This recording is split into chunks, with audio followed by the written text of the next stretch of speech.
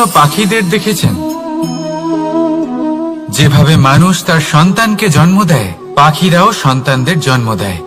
আর যেই তার সন্তান এই সংসারে প্রবেশ করে, সেই পাখি তাকে আগলে রাখে, তার যত্ন করে, ওর জন্য বাসা বানায়, ওর জন্য দূর কোথাও থেকে খাবার নিয়ে আসে, নিজের ঠোঁট দিয়ে ওর মুখে খাবার খাইয়ে দেয়, সবকিছু করে। কিন্তু একটা কাজ পাখি করে, কিন্তু মানুষ কখনোই করে না। যখন পাখি মনে করে যে তার সন্তান বড় হয়ে গেছে, ওকে এবার ওরা শিখতে হবে, নিজেকেই আত্মরক্ষা শিখতে হবে, নিজের খাবার নিজেই খুঁজে আনতে হবে, তো সেই পাখি তার সন্তানকে বাসা থেকে বের করে দেয়।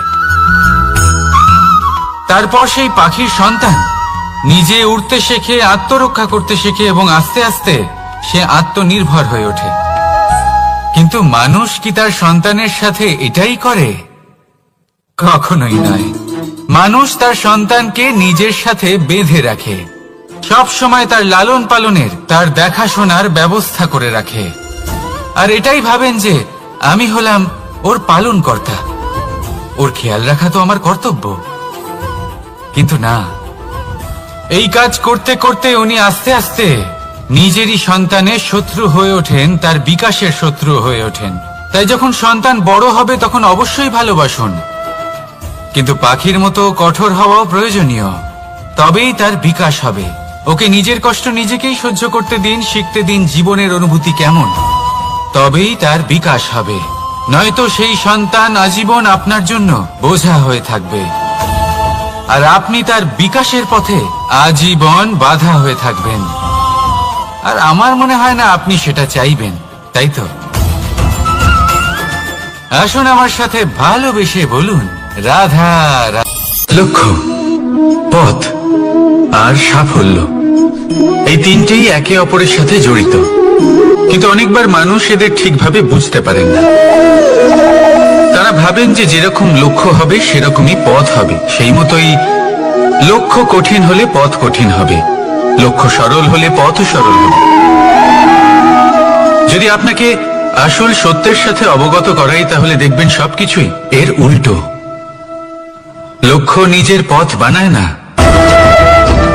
পথ সেটাই যেটা আপনি স্বয়ং নির্বাচন করে আপনি নিজে বানান। সেই অনুসারেই আপনি আপনার লক্ষ্যে পৌঁছতে পারবেন। সেই জন্য জীবনে যখনই লক্ষ্যে পৌঁছানোর পথের বিষয়ে আপনি কোনো সিদ্ধান্ত নেবেন, তাহলে তা ভেবে চিন্তে নেবেন, কারণ এই পথ অত্যন্ত গুরুত্বপূর্ণ।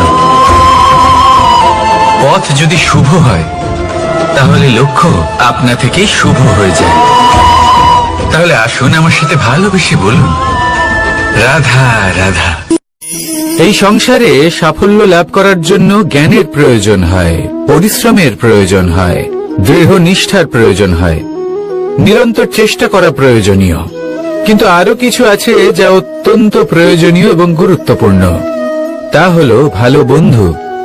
তাদের থাকা অত্যন্ত প্রয়োজনীয়। যদি ভালো বন্ধু থাকে, তাহলে সময় এলে তারা ঢাল হয়ে আপনাকে সুরক্ষা করবেন, সময় এলে অস্ত্রের মতো শত্রুকে সংহারও করবেন। যদি তিনি জ্ঞানী হন, তাদের মধ্যে সদ্গুণ থাকে, তাহলে এই সব গুণ আপনার মধ্যেও প্রবেশ করবে।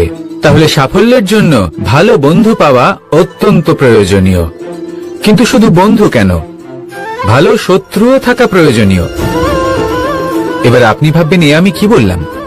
যদি আপনার জীবনেও ভালো অর্থাৎ শক্তিশালী শত্রু থাকে, তাহলে আপনিও শক্তিশালী হতে থাকবেন। এই শত্রু আপনাকে প্রেরিত করবে আরো বেশি শক্তিশালী হয়ে ওঠার। কখনো কোনো হরিণকে দেখুন, তীব্র গতিতে দৌড়তে থাকে। কেন তীব্র গতিতে দৌড়ে? এই কারণে নয় যে কোথাও তার জন্য মধুর ঘাস অপেক্ষা করে রয়েছে, না,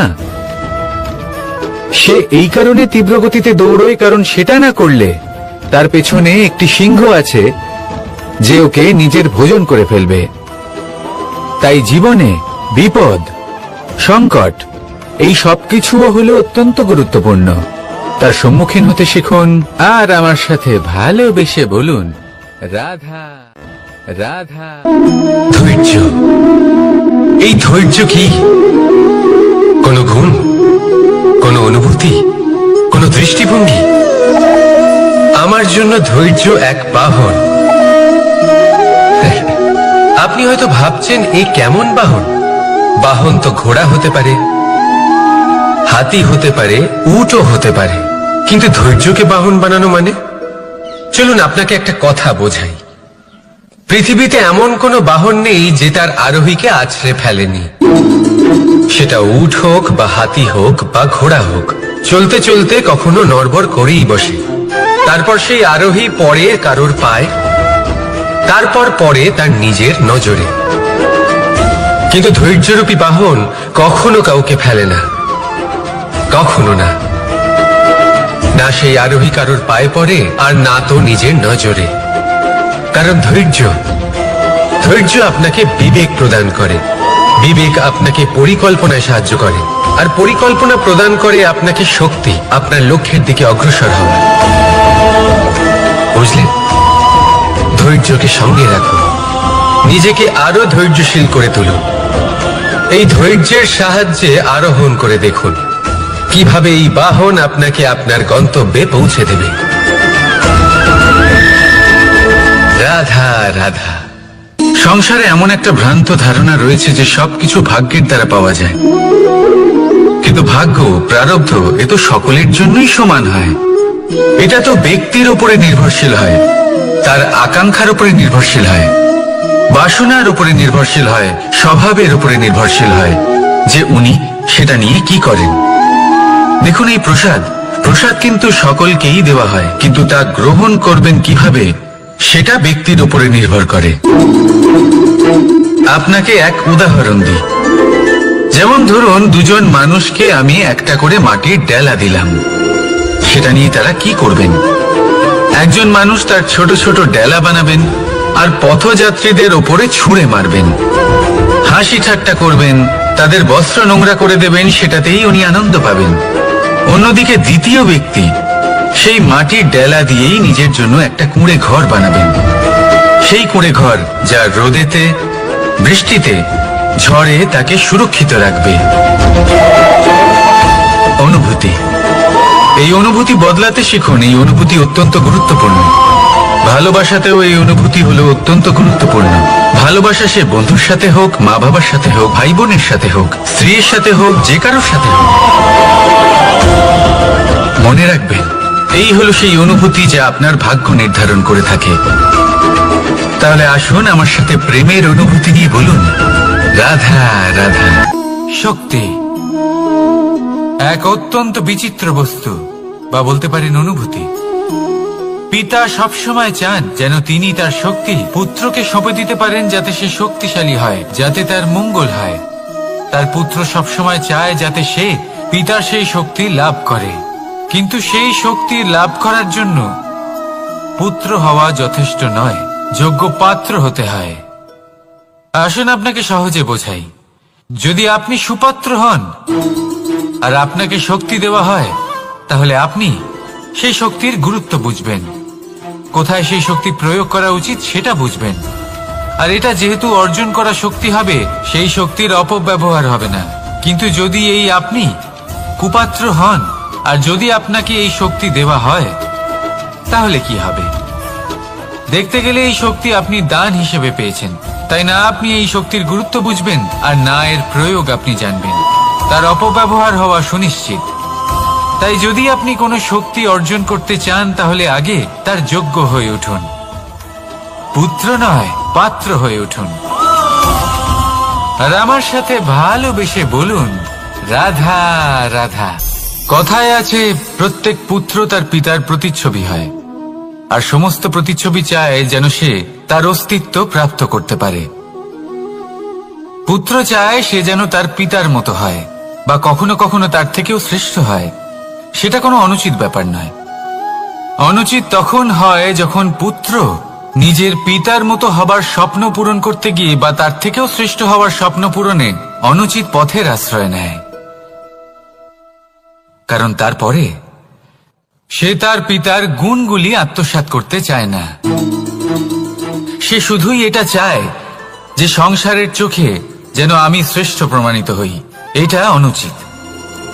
সংসারে এমন অনেক মানুষ আছেন যারা এই কারণে শ্রেষ্ঠ হবার চেষ্টা করেন যাতে তার পরিবারের তার পিতার সম্মান বৃদ্ধি পায়।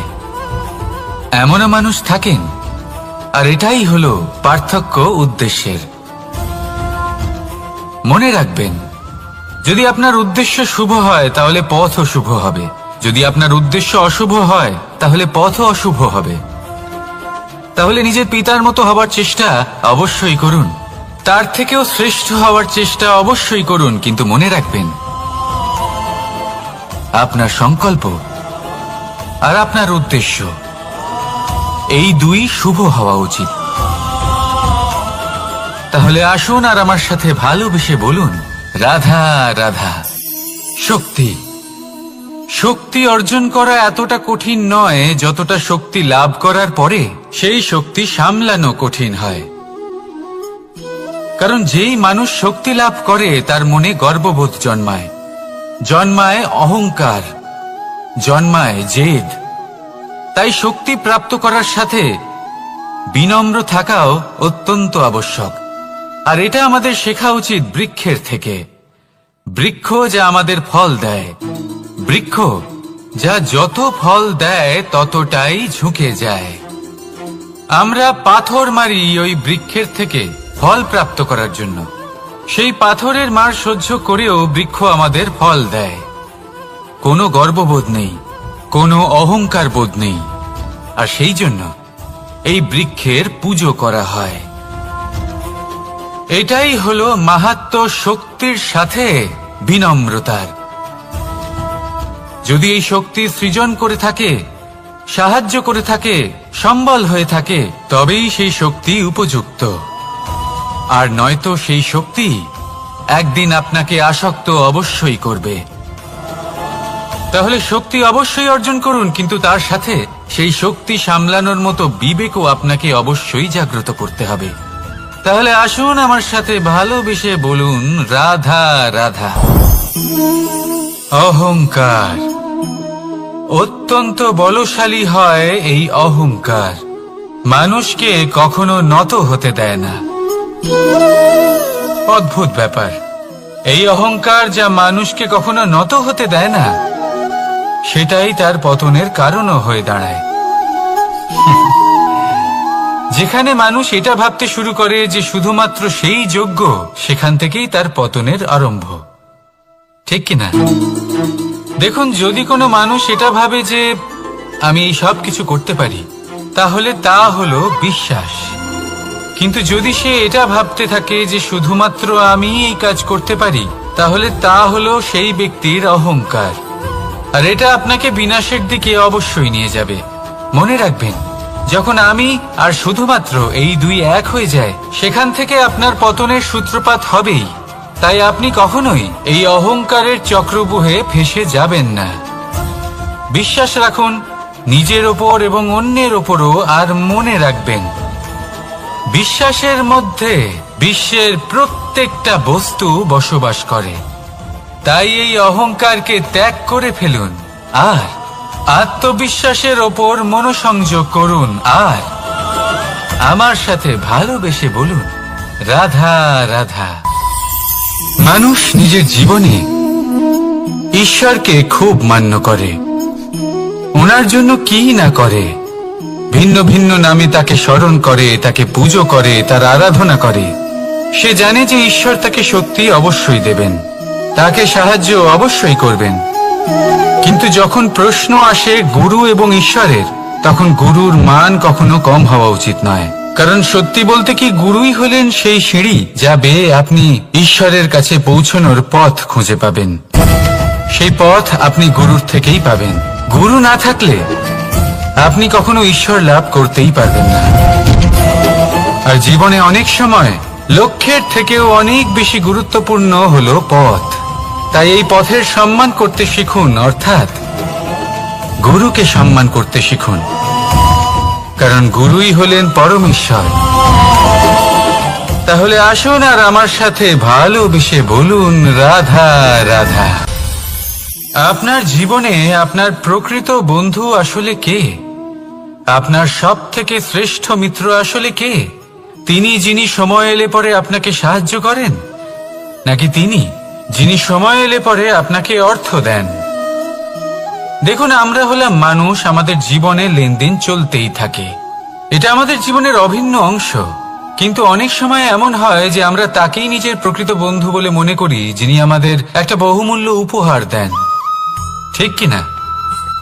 এবার আপনার জীবনে সেই বহুমূল্য উপহার কোনটা, ওই অমূল্য মিত্র আসলে কে, সেই সিদ্ধান্ত হলো আপনার।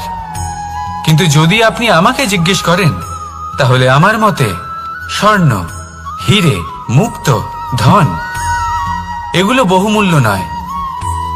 বহুমূল্য হলো সঙ্গ, যখন আপনি একা হয়ে যাবেন, সময়, যখন আপনার তাকে প্রয়োজন হবে, সমর্পণ, যখন আপনার বিশ্বাসের প্রয়োজন পড়বে। যে মানুষ আপনার প্রতি এই 3 গুণ প্রদর্শন করেন, যিনি আপনার কঠিন সময়ে আপনাকে অবশ্যই সঙ্গ দেবেন, যখন আপনার প্রয়োজন পড়বে আপনাকে অবশ্যই সময় দেবেন, আপনার প্রতি সম্পূর্ণ সমর্পিত থাকবেন, সেই হলো আপনার আসল মিত্র, সেই হলো আপনার প্রকৃত বন্ধু। কারণ সত্যি বললে, বন্ধুত্বের অর্থই হলো নিজেকে সম্পূর্ণরূপে কারোর কাছে সমর্পণ করে দেওয়া। তাই আপনার সেই বন্ধুর জন্য নিজের প্রাণ উজাড় করে দিন, আর ভালোবেসে বলুন, রাধা রাধা। সংকট, সমস্যা, বিপদ এগুলো তো সকলের জীবনেই আসে।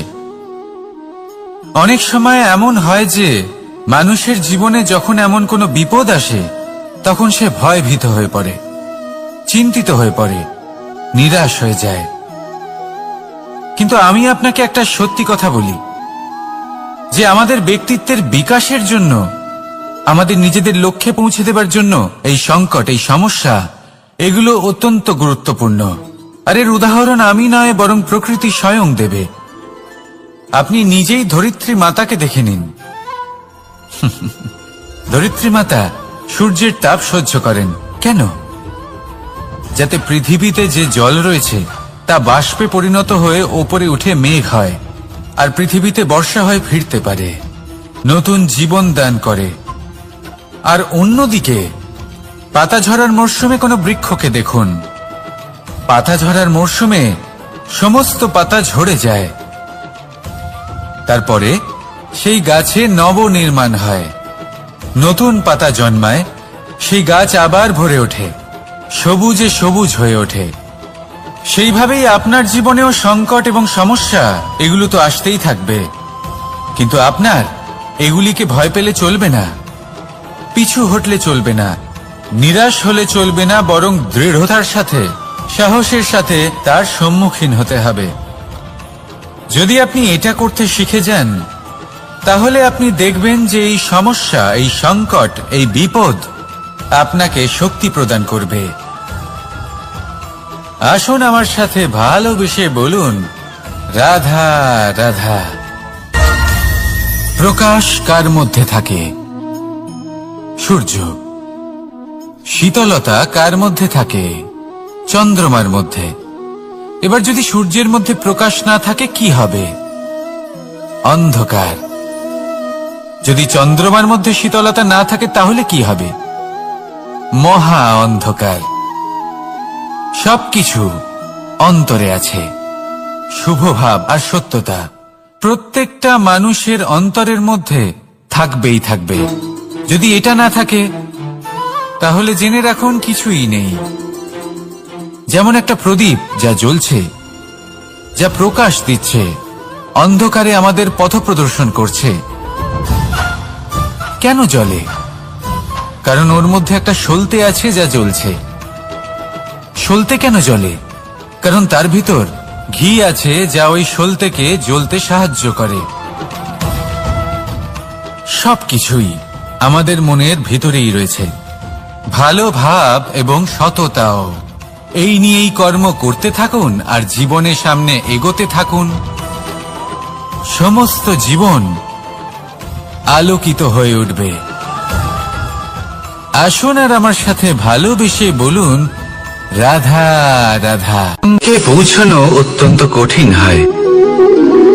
কেউ ভাবেন যে কেন এত কঠিন হয়, কেন এত কষ্ট করতে হয় লক্ষ্যে পৌঁছানোর জন্য? এই লক্ষ্য সরলভাবে কেন আমার কাছে চলে আসে না? চলুন আপনাকে একটা কথা বলি, যদি আপনার লক্ষ্য কঠিন না হয় তাহলে তাকে পাওয়া আপনার পক্ষে অসম্ভব হয়ে উঠবে। লক্ষ্যে পৌঁছানোর এই রাস্তায় আপনি যে কড়া রোদের সম্মুখীন হন, যার থেকে আপনি দূরে পালাতে চান, সেই রোদ আপনাকে প্রেরণা যোগায় যে আপনি এগোতে থাকুন। ভাবুন একজন যাত্রী যে কিনা নিজের লক্ষ্যের দিকে যাচ্ছেন, সেই পথে উনি যদি একটু ছায়া পেয়ে যান আর উনি ওখানে বিশ্রাম নেন, তাহলে তার সাথে তার ভাগ্য গভীর নিদ্রায় সেখানে বিলীন হয়ে যায়। তাই পরিশ্রমের করা রোদের থেকে কখনো দূরে পালাবেন না। জীবনে শুধু সামনে এগোতে থাকুন দৃঢ়তার সাথে। আর লক্ষ্য সরল হোক, কঠিন হোক বা অত্যাধিক কঠিন হোক, একটা কথা মনে রাখবেন, যে জীবনের লক্ষ্যে পৌঁছতে পেরেছে সে লক্ষ্য প্রাপ্তির জন্য আফসোস কখনোই করে না। রাধা রাধা। এই সংসারে সাফল্য লাভ করার জন্য জ্ঞানের প্রয়োজন হয়, পরিশ্রমের প্রয়োজন হয়, দৃঢ় নিষ্ঠার প্রয়োজন হয়, নিরন্তর চেষ্টা করা প্রয়োজনীয়। কিন্তু আরো কিছু আছে যা অত্যন্ত প্রয়োজনীয় এবং গুরুত্বপূর্ণ। তা হলো ভালো বন্ধু। তাদের থাকা অত্যন্ত প্রয়োজনীয়। যদি ভালো বন্ধু থাকে তাহলে সময় এলে তারা ঢাল হয়ে আপনাকে সুরক্ষা করবেন। সময় এলে অস্ত্রের মতো শত্রুকে সংহারও করবেন। যদি তিনি জ্ঞানী হন, তাদের মধ্যে সদ্গুণ থাকে, তাহলে এই সব গুণ আপনার মধ্যেও প্রবেশ করবে। তাহলে সাফল্যের জন্য ভালো বন্ধু পাওয়া অত্যন্ত প্রয়োজনীয়। কিন্তু শুধু বন্ধু কেন, ভালো শত্রুও থাকা প্রয়োজনীয়। এবার আপনি ভাববেন, আমি কি বললাম? যদি আপনার জীবনেও ভালো অর্থাৎ শক্তিশালী শত্রু থাকে, তাহলে আপনিও শক্তিশালী হতে থাকবেন। এই শত্রু আপনাকে প্রেরিত করবে আরো বেশি শক্তিশালী হয়ে ওঠার। কখনো কোনো হরিণকে দেখুন, তীব্র গতিতে দৌড়তে থাকে। কেন তীব্র গতিতে দৌড়ে? এই কারণে নয় যে কোথাও তার জন্য মধুর ঘাস অপেক্ষা করে রয়েছে, না। সে এই কারণে তীব্র গতিতে দৌড়য় কারণ সেটা না করলে তার পেছনে একটি সিংহ আছে যে ওকে নিজের ভোজন করে ফেলবে। তাই জীবনে বিপদ, সংকট, এই সবকিছুও হলো অত্যন্ত গুরুত্বপূর্ণ। তার সম্মুখীন হতে শিখুন আর আমার সাথে ভালোবেসে বলুন, রাধা। লক্ষ্যে পৌঁছানো অত্যন্ত কঠিন হয়। কেউ ভাবেন যে কেন এত কঠিন হয়, কেন এত কষ্ট করতে হয় লক্ষ্যে পৌঁছানোর জন্য? এই লক্ষ্য সরলভাবে কেন আমার কাছে চলে আসে না? চলুন আপনাকে একটা কথা বলি, যদি আপনার লক্ষ্য কঠিন না হয় তাহলে তাকে পাওয়া আপনার পক্ষে অসম্ভব হয়ে উঠবে। লক্ষ্যে পৌঁছানোর এই রাস্তায় আপনি যে কড়া রোদের সম্মুখীন হন, যার থেকে আপনি দূরে পালাতে চান, সেই রোদ আপনাকে প্রেরণা যোগায় যে আপনি এগোতে থাকুন। ভাবুন একজন যাত্রী যে কিনা নিজের লক্ষ্যের দিকে যাচ্ছেন, সেই পথে উনি যদি একটু ছায়া পেয়ে যান আর উনি ওখানে বিশ্রাম নেন, তাহলে তার সাথে তার ভাগ্য গভীর নিদ্রায় সেখানে বিলীন হয়ে যায়। তাই পরিশ্রমের করা রোদের থেকে কখনো দূরে পালাবেন না। জীবনে শুধু সামনে এগোতে থাকুন দৃঢ়তার সাথে। আর লক্ষ্য সরল হোক, কঠিন হোক বা অত্যাধিক কঠিন হোক, একটা কথা মনে রাখবেন, যে জীবনের লক্ষ্যে পৌঁছতে পেরেছে সে লক্ষ্য প্রাপ্তির জন্য আফসোস কখনোই করে না। রাধা রাধা। ধৈর্য, এই ধৈর্য কি কোনো গুণ, কোনো অনুভূতি, কোনো দৃষ্টিভঙ্গি? আমার জন্য ধৈর্য এক বাহন। আপনি হয়তো ভাবছেন, এই কেমন বাহন? বাহন তো ঘোড়া হতে পারে, হাতি হতে পারে, উটও হতে পারে, কিন্তু ধৈর্যকে বাহন বানানো মানে? চলুন আপনাকে একটা কথা বোঝাই। পৃথিবীতে এমন কোনো বাহন নেই যে তার আরোহীকে আছড়ে ফেলেনি।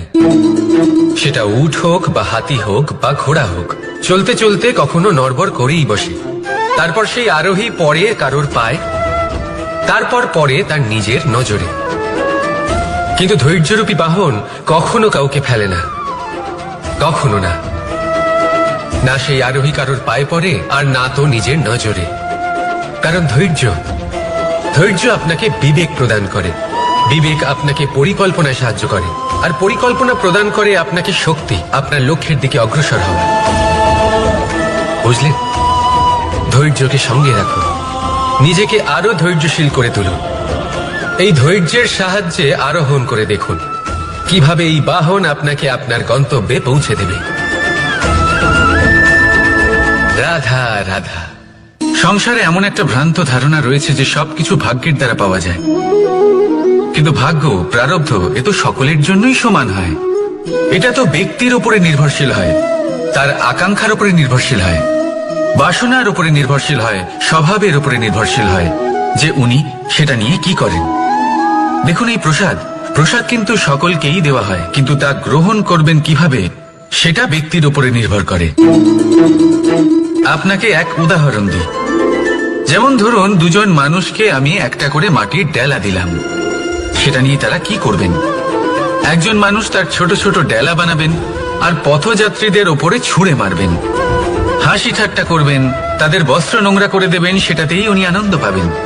অন্যদিকে দ্বিতীয় ব্যক্তি সেই মাটির ডেলা দিয়েই নিজের জন্য একটা কুঁড়ে ঘর বানাবেন। সেই কুঁড়ে ঘর যা রোদেতে, বৃষ্টিতে, ঝড়ে তাকে সুরক্ষিত রাখবে। অনুভূতি, এই অনুভূতি বদলাতে শিখুন। এই অনুভূতি অত্যন্ত গুরুত্বপূর্ণ। ভালোবাসাতেও এই অনুভূতি হলো অত্যন্ত গুরুত্বপূর্ণ। ভালোবাসা সে বন্ধুর সাথে হোক, মা বাবার সাথে হোক, ভাই বোনের সাথে হোক, স্ত্রীর সাথে হোক, যে কারোর সাথে হোক। মনে রাখবেন, এই হলো সেই অনুভূতি যা আপনার ভাগ্য নির্ধারণ করে থাকে। তাহলে আসুন আমার সাথে প্রেমের অনুভূতি নিয়ে বলুন, রাধা রাধা। লক্ষ্য, পথ আর সাফল্য, এই তিনটেই একে অপরের সাথে জড়িত, কিন্তু অনেকবার মানুষ এদের ঠিকভাবে বুঝতে পারেন না।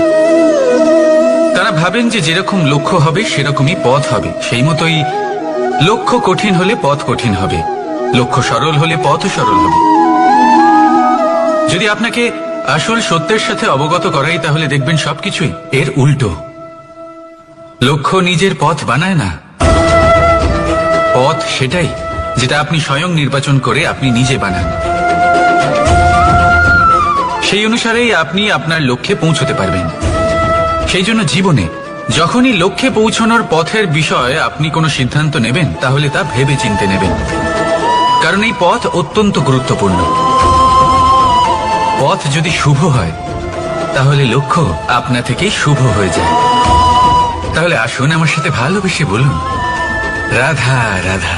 ভাগ্য আর কর্ম, এই দুই এমন শব্দ যাকে ঘিরে সমগ্র সংসার। কেউ বলে আমার ভাগ্যে এটা ছিল না, যা পেলে আমার জীবন অন্যরকম হতো। কেউ বলে আমার গত জন্মের কর্ম নিশ্চয়ই এমন ছিল, যে কারণে এই জন্মে এরকম ভাগ্য পেয়েছি আমি। এসব বাদ দিন আর একবার শান্ত চিত্তে ভাবুন।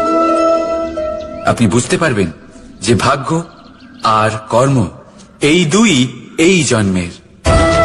তফাৎ শুধুমাত্র এটাই যে যদি ভাগ্যের কথা বলা হয়, তাহলে আপনি এই ভাগ্যের থেকে যত বেশি আশা করবেন, তত বেশি নিরাশ হবেন আপনি, কারণ এই আশা আপনাকে কর্ম করা থেকে আটকায়।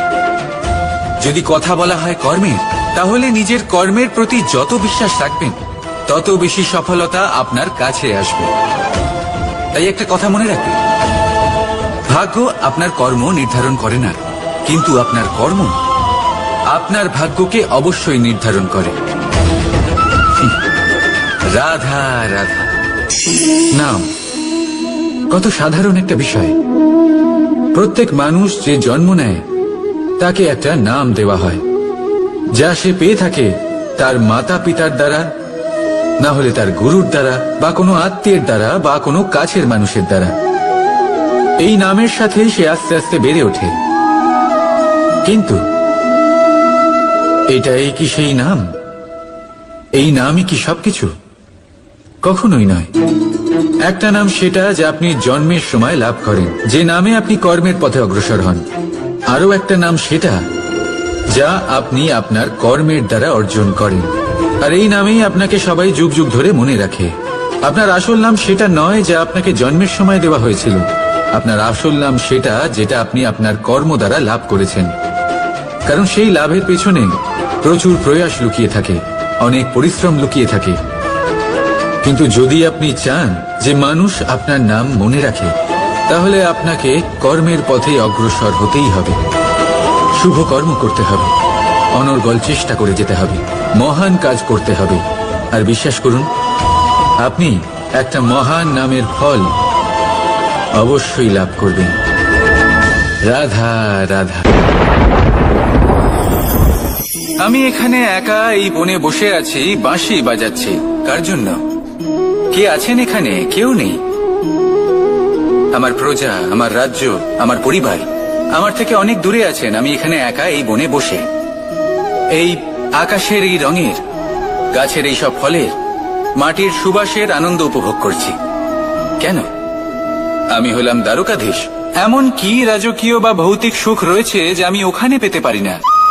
সবকিছুই পেতে পারি, তাও এখানে বনে একা বসে আছি। কোন সুখ খুঁজে চলেছি? একা থাকার সুখ। আমরা প্রত্যেকদিন অনেক মানুষের সাথে, চিন্তাধারার সাথে, কর্মের সাথে, পরিস্থিতির সাথে, সুখ দুঃখের দ্বারা বেষ্টিত থাকি। জীবনের এই চক্রে আমরা জড়িয়ে পড়তে থাকি। যতই আমরা এই সমস্যার সমাধান করি, আমরা ততই এতে জড়িয়ে পড়ি। আমরা এতটাই জড়িয়ে পড়ি যে যখন আমরা আয়নায় নিজেদের দেখি, তখন আমরা নিজেদের চিনতেই পারি না। এমন মনে হয় যেন আমরা নিজেদের হারিয়ে ফেলেছি। সেই জন্য প্রত্যেক দিন আপনি কিছু সময় নিজের সাথে কাটান একান্তে। এটা অত্যন্ত আবশ্যক। নিজের অস্তিত্বের গভীরে গিয়ে দেখতে শিখুন, নিজেকে বুঝুন। অদ্ভুত শান্তির অনুভূতি হবে। যেমন এই বায়ু, এই বৃক্ষ, এই পুষ্প, এই নিসর্গ, এদের মতো আপনিও কখনো একলা হতে শিখুন। কখনো নিসর্গের একটা অংশ হয়ে দেখুন। এই মন প্রসন্ন হয়ে বলবে রাধা। একবার একটা শেয়াল বনে বিচরণ করছিল। ও একটা ছোট্ট শাবক দেখতে পেল। ও ভাবলো আজ একেই আমি খাবার হিসেবে গ্রহণ করব। আশেপাশে দেখলো কেউ দেখছে না তো, কেউ ছিল না। আর সেই শাবকের ওপর আক্রমণ করলো, যা হলো একটা ঘোর অপরাধ।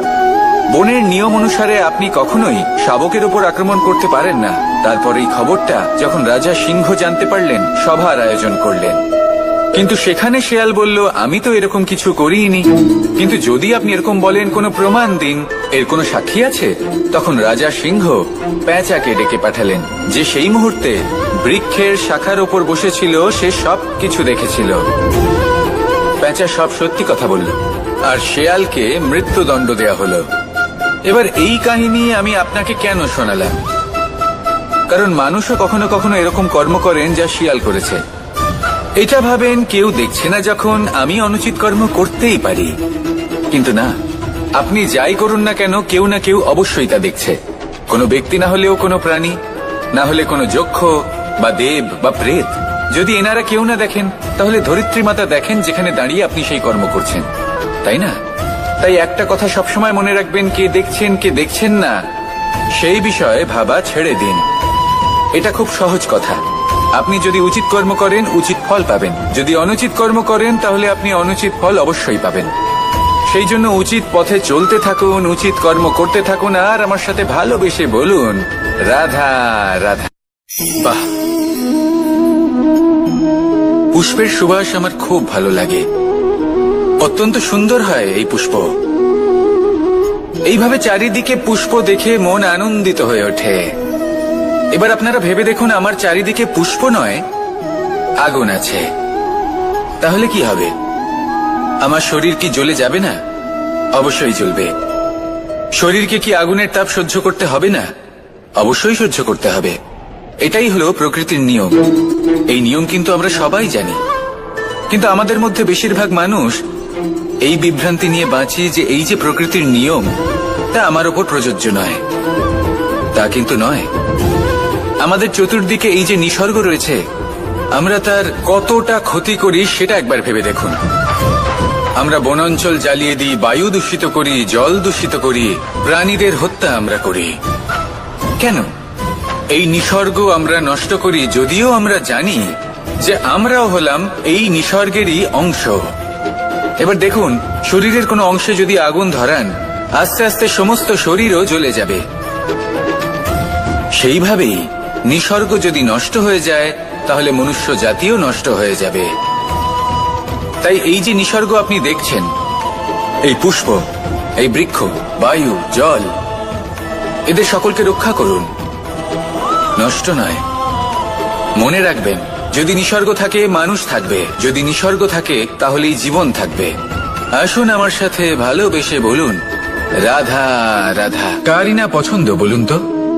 অত্যন্ত সুস্বাদু হয় এই মধু, মিষ্টি খেতে হয় এবং তা শক্তিও প্রদান করে, এবং প্রত্যেকটি মিষ্টি পদার্থের মতোই এতেও খুব তাড়াতাড়ি পিঁপড়ে ধরে যায়। অন্যদিকে যদি নুনকে দেখি, তাহলে বছরের পর বছর রাখলেও এতে পিঁপড়ে ধরে না। এবার যদি কথা বলি বন্ধুত্বের, তাহলে বন্ধুত্ব নুনের মতো হওয়া উচিত, মধুর মতো নয়। যারা সামনে এলে শুধুমাত্র মধুর মধুর কথা বলবে, পরে এতে পিঁপড়ে ধরে যাবে, এটা নুনের মতো হওয়া উচিত। প্রকৃত বন্ধু হলো সে যে সময় এলে পরে আপনার সামনে আপনার প্রকৃত সত্য তুলে ধরবে, তা সে যতই কঠিন হোক না কেন। আপনার দোষ, আপনার অপগুণ, আপনার খামতি আপনাকে বলতে পারবে, যাতে আপনি সেগুলো শুনে মেনে নিয়ে তারপর নিজেকে শুধরোতে পারেন। এটাই হলো প্রকৃত বন্ধুত্ব। কখনো নিজের জীবনের আশেপাশে মন দিয়ে দেখবেন, অনেক সময় এমন মানুষ থাকেন, অনেক বন্ধু থাকেন, যাদের দেখে আমাদের মনে হয় যে এনারা খুব কঠোর, এনাদের কথা খুব কটু। কিন্তু বেশিরভাগ এমন মানুষের মনটা যদি বুঝতে পারেন, তাহলে দেখবেন তাতে কোনো মালিন্য নেই, এনাদের মন অত্যন্ত পবিত্র হয়। যদি আপনার জীবনেও এমন কোনো ব্যক্তি থেকে থাকে, এমন বন্ধু থাকে, তাহলে তাদের আগলে রাখুন আর আমার সাথে ভালোবেসে বলুন, রাধা রাধা। যতক্ষণ আমরা এই সংসারে জীবিত, ততক্ষণ আমাদের সাথে সবকিছু থাকে, আমাদের ধন, সুখ স্বাচ্ছন্দ্য, আমাদের মিত্রগণ, আমাদের পরিবার, এই সমাজ, এই সবকিছু আমাদের সাথে থাকে। যেদিন আমরা এই সংসারকে ত্যাগ করব, এদের মধ্যে কেউ আমাদের সাথে যাবে না, না ধন, না স্বাচ্ছন্দ্য, না সম্পত্তি। এই সকল মানুষ, এই সমাজ, এরা শুধুমাত্রই শ্মশান পর্যন্ত আমাদের সাথে থাকতে পারবেন। তারপরে যদি আমাদের সাথে কিছু যেতে পারে, তাহলে তা শুধুই আমাদের ধর্ম। আর এই সংসারে আমরা নিজেদের যে সুনাম রেখে যাই, সেটা সম্ভব শুধুমাত্র কর্মের দ্বারা। সেই জন্য সংসারে যতদিন পর্যন্ত জীবিত আছেন, যদি কিছু অর্জন করতে চান, তাহলে ধর্ম অর্জন করুন, ধর্মের বিষয়ে স্পষ্টতা অর্জন করুন এবং কর্ম অর্জন করুন। এটাই হবে আপনার অতীত এবং এটাই হবে আপনার ভবিষ্যৎ, এবং এটাই সকলকে প্রেরণা প্রদান করবে। আসুন আমার সাথে ভালোবেসে বলুন, রাধা রাধা। কোনো যাত্রায় যাব বলে মনে করি, তখনই আমরা প্রস্তুত থাকি আসন্ন বিপদের জন্য বা সংকটের জন্য। যেমন যদি আমাদের মনে হয় যে আজকের পরিবেশ খুব ঠান্ডা হবে, তাহলে আমরা গরম বস্ত্র ধারণ করি বা সেটাকে সাথে নিয়ে যাই। যদি মনে হয় যে বৃষ্টি হতে পারে বা বৃষ্টি হয়ে চলেছে, আমরা দেখছি, তাহলে আমরা একটা ছাতা সাথে নিয়ে নিই। আমরা প্রস্তুত থাকতে চাই এবং এটাই উচিত, এবং সেই কারণেই আমরা যাত্রায় সাফল্য লাভ করি। কিন্তু যদি আমরা কথা বলি জীবনযাত্রা নিয়ে, যা কিনা সব থেকে বেশি গুরুত্বপূর্ণ, তাহলে তার জন্য আমরা পূর্ণরূপে প্রস্তুত থাকি না। আশেপাশের মানুষ, এই সমাজ, আমাদের সাথী, আমাদের মিত্ররা যে কোনো মুহূর্তে বদলে যেতে পারেন। সেই জন্য আমরা নিজেদেরকে কখনো সাবধান করি না, কখনোই নিজেদের প্রস্তুত করি না। আমাদের এটা কখনোই মনে হয় না যে এরকম হতে পারে, আর সেই কারণেই শেষে গিয়ে আমরা অত্যন্ত দুঃখ পাই। একটা অমূল্য শিক্ষা আছে যেটা আমাদের লাভ করা উচিত, সতর্ক থাকা উচিত। এই জীবনযাত্রার জন্য শুধুমাত্র এই পরিবেশের বিষয়ে তথ্য সংগ্রহ করা বা তাকে অনুমান করা, এটুকু হলেই চলবে না। আমাদের আশেপাশের মানুষজনকে দেখতে হবে, তাদের স্বভাব, পরিস্থিতির ওপর নজর রাখতে হবে। যখন তারা রং পাল্টাচ্ছেন, নজর রাখতে হবে, তা অত্যন্ত আবশ্যক।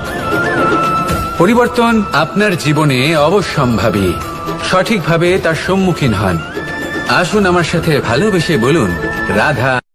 এই সংসারের সব থেকে বড় সুখ কি?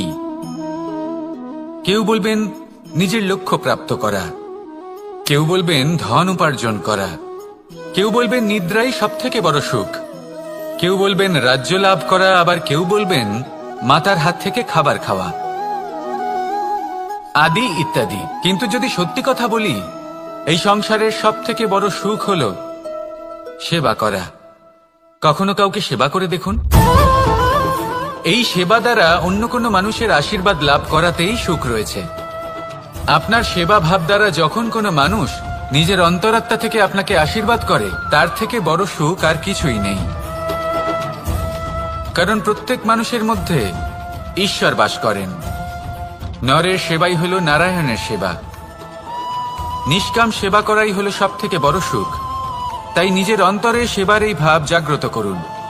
যে সুখের কথা আমি বলছি সেই সুখ অনুভব করেই দেখুন। এই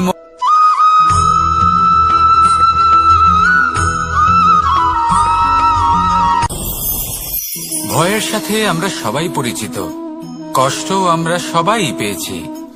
কখনো কখনো আমরা অসুস্থ হয়ে পড়ি, আর এমন সময় হলে মাতার মমতা, কখনো বাবার স্নেহ, কখনো বন্ধুদের পাশে থাকার অনুভূতি আমাদের রোগ নিরাময়ে সাহায্য করে। কখনো যদি আমরা নিরাশ হয়ে পড়ি, তখন যদি আমাদের কোনো আপনজন আমাদের দুটো ভালো কথা বলে, তখন আমাদের মনোবল বেড়ে যায়। ঠিক তেমন সংসারের এই রঙ্গমঞ্চে যদি আপনি পীড়িত অনুভব করেন, কিছু শুভ কথা আলোচনা করুন, কিছু স্তুতি গান করুন, কিছু মুহূর্তের জন্য হলেও নিজের ইষ্টদেবের কথা স্মরণ করুন আর প্রার্থনা করুন। সাহস বাড়বে, শক্তিও বৃদ্ধি পাবে এবং সামনে এগিয়ে চলার পথও দেখতে পাবেন। তখন এই মন প্রসন্ন হয়ে বলবে, রাধা রাধা।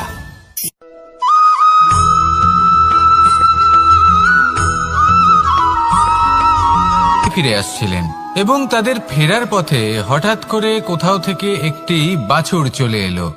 এই দুই বোন ভয়ভীত হয়ে গেলেন আর তাদের হাত থেকে সেই আটা পড়ে গেল, মাটিতে মিশে গেল। এবার এই পুরো ঘটনাক্রমে যদি কারোর বিন্দুমাত্র লাভ হয়ে থাকে, বিন্দুমাত্র আনন্দ পেয়ে থাকে, তাহলে সে কে?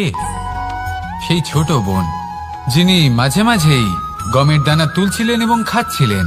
কিছুটা হলেও উনি আনন্দ লাভ করেছিলেন। এবার এরকমই হলো আমাদের জীবনে ভক্তি এবং ভালোবাসা সংক্রান্ত বিষয়ে। মানুষ নিজের জীবনের দৈনিক কাজে এতটাই ব্যস্ত হয়ে পড়েন, প্রত্যেকদিন শুধু কাজ কাজ কাজ কাজ করতে থাকেন, আর তাতে ভক্তি এবং ভালোবাসার জন্য সময় বার করতেই পারেন না। দেখুন, জীবনে ভক্তি আর প্রেমের এই যে ছোট ছোট মুহূর্ত আছে, এগুলো যদি আপনি যাপন করতে পারেন, তাহলে তাতেই আপনি তৃপ্তি লাভ করবেন। বাকি সবই আপনার ব্যর্থ বলেই মনে হবে। জীবনে যখনই আপনি কোনো কাজ করবেন, ঈশ্বরের প্রতি সমর্পিত হয়ে সেই কাজ করুন। আর যখনই সময় পাবেন, তাহলে সেই সময় নিজের আপনজনদের দিন। যাদের আপনি ভালোবাসেন তাদের প্রতি যত্নবান হন, তাদের শুভাকাঙ্ক্ষী হন। এই প্রেম আর ভক্তির ছোট ছোট মুহূর্তগুলো আপনার জীবনকে চরিতার্থ করে তুলবে। আসুন আমার সাথে ভালোবেসে বলুন, রাধা রাধা।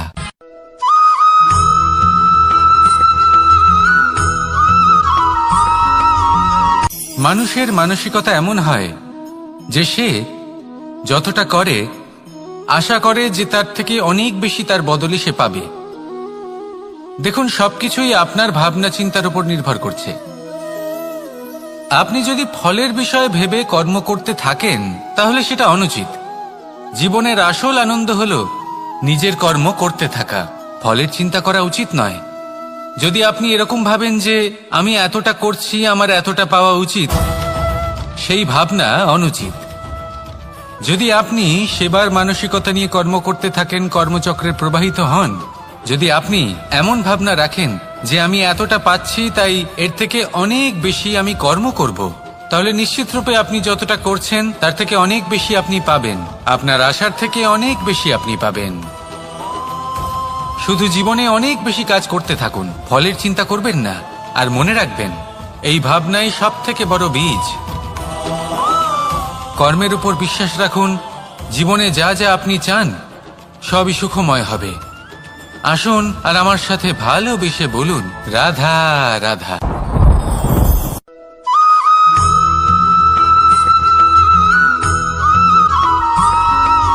প্রত্যেক মানুষ নিজের জীবনে হীরক তথা হিরে এবং দর্পণ, এই দুই দেখেছেন। এই দুই হলো সাদা এবং এরা দুজনেই আলোর প্রতিফলন ঘটায় এবং এরা দুজনেই উজ্জ্বল হয়ে ওঠে। আপনি হয়তো মনে মনে ভাবছেন যে এটা কি ধরনের তুলনা করছি। একটা হিরে তো রত্ন, তার মূল্য দর্পণের থেকে অনেক গুণ বেশি। কিন্তু হিরে থাকাতে দর্পণের মূল্য কিন্তু কোনো অংশে কমে যায় না, তাই না? মানুষ যখন হিরে নিজের হাতে নেয় তখন সবার আগে কি খোঁজে? দর্পণ, যাতে তার মধ্যে দিয়ে দেখে সে বুঝতে পারে যে সেই হিরে আদৌ তার শোভাবর্ধন করছে কিনা, তাকে ভালো দেখাচ্ছে কিনা, প্রসাধনের জন্য সেটা ব্যবহার করা ঠিক হবে কিনা। অর্থাৎ হীরের উপস্থিতিতে দর্পণের গুরুত্ব কম হলো না, দর্পণের কারণে হীরের মূল্য বোঝা গেল। আমাদের জীবনেও ঠিক এরকমই ঘটে। আপনারা যদি সংসারে নিজের আশেপাশে দেখেন, এমন অনেক মানুষ দেখতে পাবেন যারা নিজেদের ক্ষেত্রে মহান স্থানে পৌঁছেছেন, নিপুণ এবং শ্রেষ্ঠ হয়ে থাকেন, তাহলে নিজেকে ছোট মনে করবেন না। আসুন আর আমার সাথে ভালোবেসে বলুন, রাধা রাধা।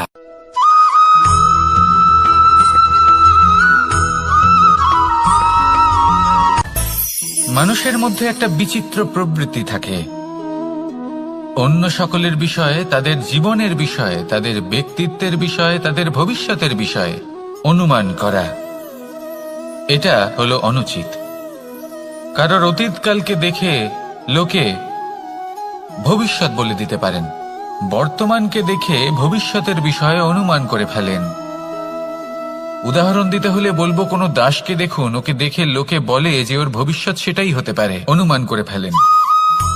আর এই রাজাকে দেখুন, উনি তো কত সুখী হবেন, উনি তো জগতের সব থেকে অধিক সুখী মানুষ, কত সুখ সুবিধা আছে ওনার কাছে, ধারণা করে ফেলেন।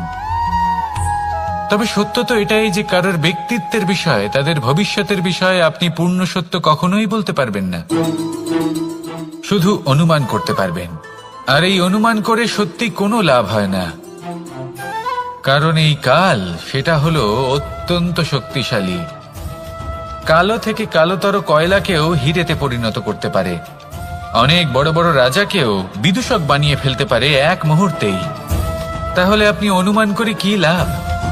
কি পেলেন অনুমান করে?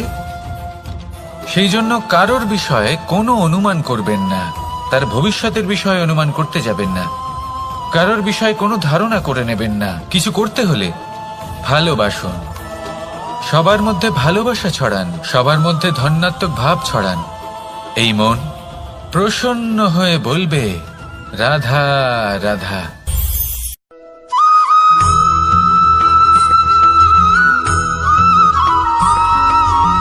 এই সংসারে সব থেকে বড় ব্যক্তি কে?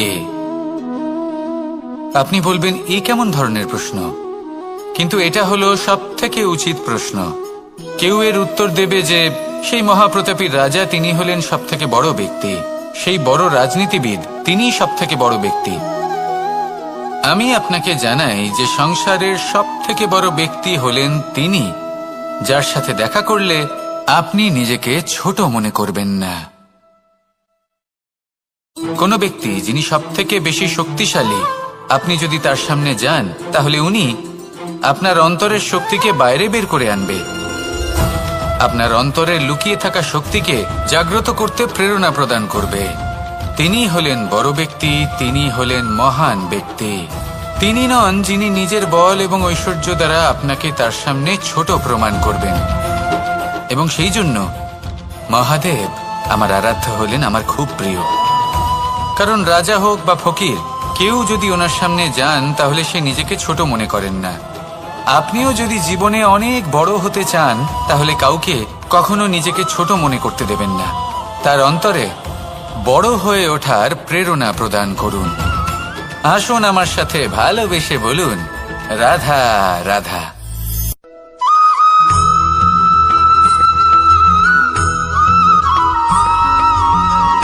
জীবন কিসের উপর নির্ভরশীল? ধনের ওপর, বৈভবের অনুভব যদি আপনি করতে চান, তাহলে তা পাবেন শুধু একতার দ্বারা, সংগঠনের দ্বারা। যদি আপনাকে উদাহরণ দিই, নিজের এই হাতটাকে দেখুন, 5টা আঙুল রয়েছে। কোনো একটা বস্তুকে নিজের একটা আঙুল দ্বারা তুলে ধরার চেষ্টা করে দেখুন, বড়ই কষ্ট হবে। তখন আপনি বুঝতে পারবেন, যখন এই 5টি আঙুল একত্রিত হয়, তখন কোনো কাজ কতটা সহজ হতে পারে। এটাই হলো শক্তি, একতার। সব থেকে ভালো উদাহরণ যদি আপনাকে দিই, তাহলে বাঁশি। এই বাঁশি থেকে অত্যন্ত মধুর সুর নির্গত হয়, যা সবার মন প্রসন্ন করে দেয়। এই কথা সত্যি, কিন্তু এই বাঁশি আমি একটা বা দুটো আঙুল দিয়ে বাজাতে পারবো না। আমাকে প্রত্যেকটা আঙুল ব্যবহার করতেই হবে, তবেই এর থেকে মধুর সুর নির্গত হবে যা সকলকে প্রসন্ন করবে, ঠিক কিনা? ঠিক এইভাবেই যদি আপনি চান যে আপনার জীবনরূপী বাঁশি থেকেও মধুর সুর নির্গত হোক বা সবার মনকে প্রসন্ন করে তুলুক, তাহলে আপনাকেও জীবনে একতা নিয়ে আসতেই হবে। আপনি একাও কর্ম করতে পারেন, পথ চলতেও পারেন, সামনেও এগোতে পারেন, সাফল্যও লাভ করতে পারেন। কিন্তু যখন সকলে একসাথে এগোবেন, সেই পথে চলবেন, সেই কর্মই করবেন, তখন লক্ষ্যে অবশ্যই পৌঁছবেন, সাফল্য অবশ্যই লাভ করবেন। কিন্তু সেই সাফল্য এবং তার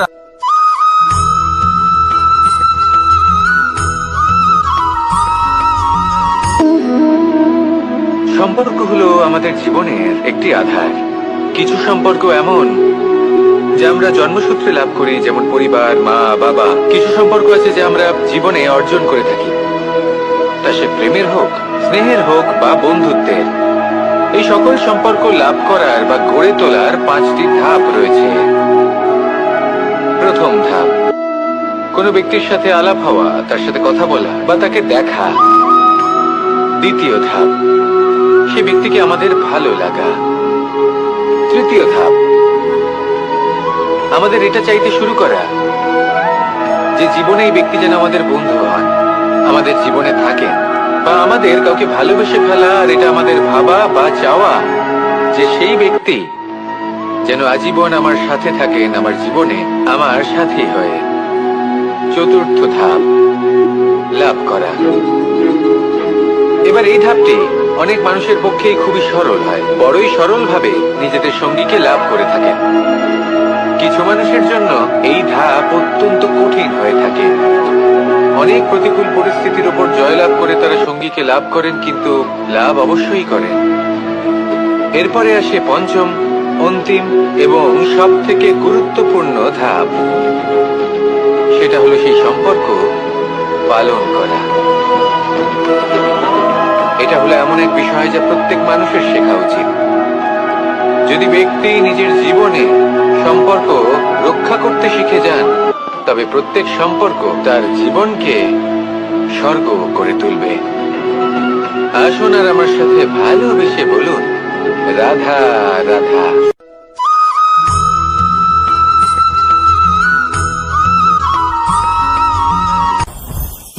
জীবনে কিছু শেখা অত্যন্ত গুরুত্বপূর্ণ। এবার কি কি শিখতে হবে সেই সব শেখানোর জন্য অনেক শিক্ষক রয়েছেন, কিন্তু কি শিখবেন না আর কি করবেন না, এটা আমাদের নিজের অভিজ্ঞতা দিয়ে শিখতে হয়। কিন্তু তার মানে এটা নয় যে যদি আপনাকে শিখতে হয় যে আগুনের তাপ কতটা, আপনাকে আগুনের মধ্যে হাত দিতে হবে। না, অন্য কারোর অভিজ্ঞতা দ্বারাও শিখতে পারেন। প্রশ্ন শুধুমাত্র একটাই যে আপনি কি শিখতে চান নাকি চান না। যদি আপনি এটাই ভাবেন যে আমি শুধুই নিজের অভিজ্ঞতা দ্বারাই শিখতে চাই, তাহলে জীবনকাল ছোট মনে হবে, অনেক কিছুই শিখতে পারবেন না। তাই নিজের সাথে সাথে বড়দের অভিজ্ঞতা দ্বারাও শেখা শুরু করে দিন। এই সংসারের অভিজ্ঞতা দ্বারা শিখতে শুরু করে দিন। আর এটা নিশ্চিত রূপে শেখা আবশ্যক যে কখন কি করবেন না, কোথায় থামতে হবে আর কোথায় থামবেন না। তাহলে আসুন আর আমার সাথে ভালোবেসে বলুন, রাধা রাধা।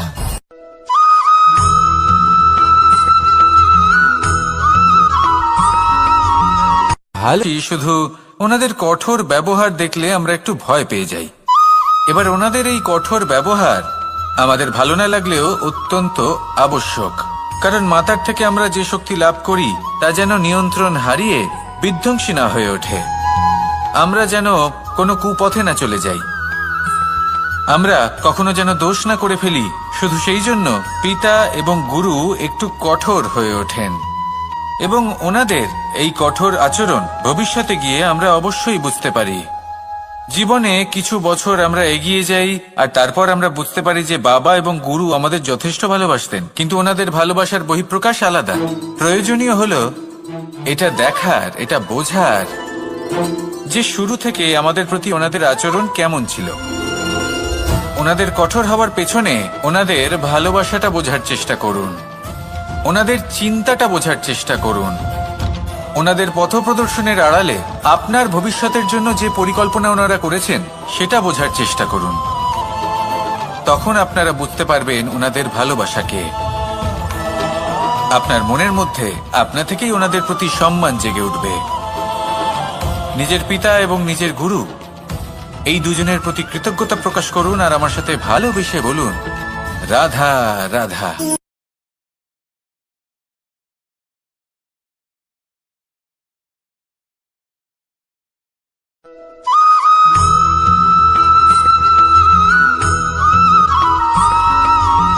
পঞ্চতত্ত্বের মধ্যে দ্বিতীয় তত্ত্ব হল ধরণী, ভূমি, যাকে আমরা ধরণী মাতা বলি।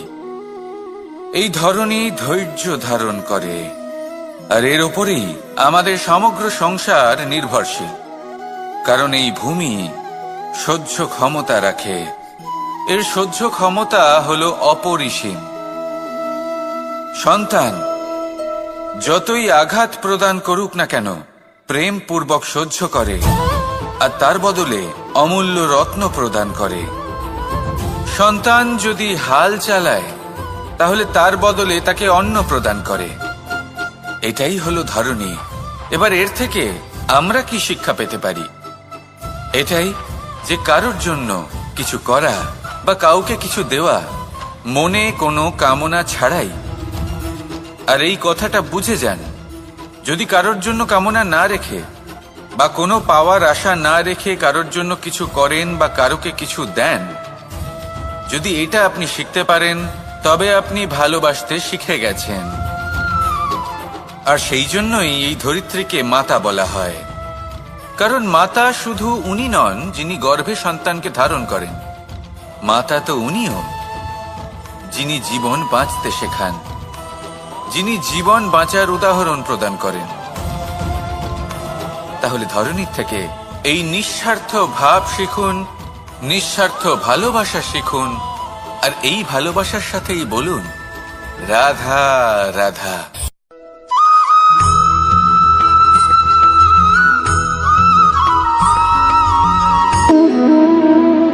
সম্পর্ক হলো আমাদের জীবনের একটি আধার। কিছু সম্পর্ক এমন যা আমরা জন্মসূত্রে লাভ করি, যেমন পরিবার, মা, বাবা। কিছু সম্পর্ক আছে যা আমরা জীবনে অর্জন করে থাকি, তা সে প্রেমের হোক, স্নেহের হোক বা বন্ধুত্বের। এই সকল সম্পর্ক লাভ করার বা গড়ে তোলার 5টি ধাপ রয়েছে। প্রথম ধাপ, কোনো ব্যক্তির সাথে আলাপ হওয়া, তার সাথে কথা বলা বা তাকে দেখা। দ্বিতীয় ধাপ, সে ব্যক্তিকে আমাদের ভালো লাগা। তৃতীয় ধাপ, আমাদের এটা চাইতে শুরু করা যে জীবনে এই ব্যক্তি যেন আমাদের বন্ধু হন, আমাদের জীবনে থাকেন, বা আমাদের কাউকে ভালোবেসে ফেলা আর এটা আমাদের ভাবা বা চাওয়া যে সেই ব্যক্তি যেন আজীবন আমার সাথে থাকেন, আমার জীবনে আমার সাথী হয়ে। চতুর্থ ধাপ, লাভ করা। এবার এই ধাপটি অনেক মানুষের পক্ষেই খুবই সরল হয়, বড়ই সরল ভাবে নিজেদের সঙ্গীকে লাভ করে থাকেন। কিছু মানুষের জন্য এই ধাপ অত্যন্ত কঠিন হয়ে থাকে। অনেক প্রতিকূল পরিস্থিতির উপর জয়লাভ করে তারা সঙ্গীকে লাভ করেন, কিন্তু লাভ অবশ্যই করেন। এরপরে আসে পঞ্চম, অন্তিম এবং সব থেকে গুরুত্বপূর্ণ ধাপ। সেটা হলো সেই সম্পর্ক পালন করা। এটা হলো এমন এক বিষয় যা প্রত্যেক মানুষের শেখা উচিত। যদি ব্যক্তি নিজের জীবনে সম্পর্ক রক্ষা করতে শিখে যান, তবে প্রত্যেক সম্পর্ক তার জীবনকে স্বর্গ করে তুলবে।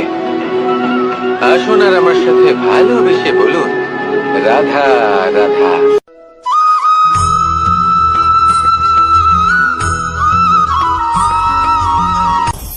আপনি কখনো পর্বতের শিখরে উঠেছেন? আপনি দেখতে পাবেন পর্বতের পদতলে প্রচুর সুন্দর ফুল রয়েছে, সবুজ বনানী রয়েছে। যত আপনি ওপরে উঠতে থাকবেন তত ফুল কমতে থাকবে, সবুজ বনানী কমতে থাকবে। আরো কিছুটা ওপরে উঠলে কাঁটা জাতীয় গাছ দেখতে পাবেন, শুকনো গাছ দেখতে পাবেন। আরো যদি ওপরে ওঠেন তাহলে পাষাণ দেখতে পাবেন। আরো ওপরে উঠলে হিমখণ্ড দেখতে পাবেন। এই যে পর্বত, তা মনুষ্য জীবনের সবথেকে উত্তম উদাহরণ। মানুষ যখন সাফল্যের শিখরে পৌঁছতে চান, মহানুভবতার শিখরে পৌঁছতে চান, পথে যত আস্তে আস্তে উপরে উঠতে থাকেন, ততই ভৌতিক বস্তু তার থেকে বিচ্ছিন্ন হতে থাকে।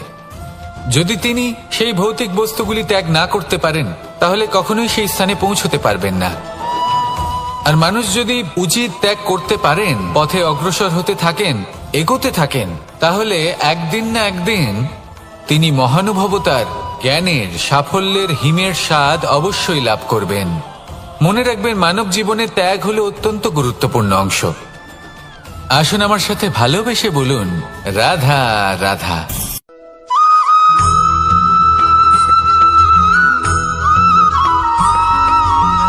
মানুষের মানসিকতা এমন হয় যে সে যতটা করে আশা করে যে তার থেকে অনেক বেশি তার বদলে সে পাবে। দেখুন, সবকিছুই আপনার ভাবনা চিন্তার উপর নির্ভর করছে।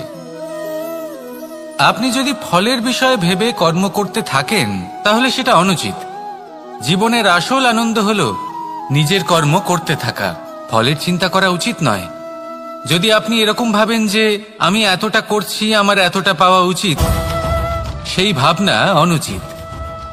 যদি আপনি সেবার মানসিকতা নিয়ে কর্ম করতে থাকেন, কর্মচক্রে প্রবাহিত হন, যদি আপনি এমন ভাবনা রাখেন যে আমি এতটা পাচ্ছি, তাই এর থেকে অনেক বেশি আমি কর্ম করব, তাহলে নিশ্চিতরূপে আপনি যতটা করছেন তার থেকে অনেক বেশি আপনি পাবেন। আপনার আশার থেকে অনেক বেশি আপনি পাবেন। শুধু জীবনে অনেক বেশি কাজ করতে থাকুন, ফলের চিন্তা করবেন না। আর মনে রাখবেন, এই ভাবনাই সব থেকে বড় বীজ। কর্মের উপর বিশ্বাস রাখুন। জীবনে যা যা আপনি চান সবই সুখময় হবে। আসুন আর আমার সাথে ভালোবেসে বলুন, রাধা রাধা।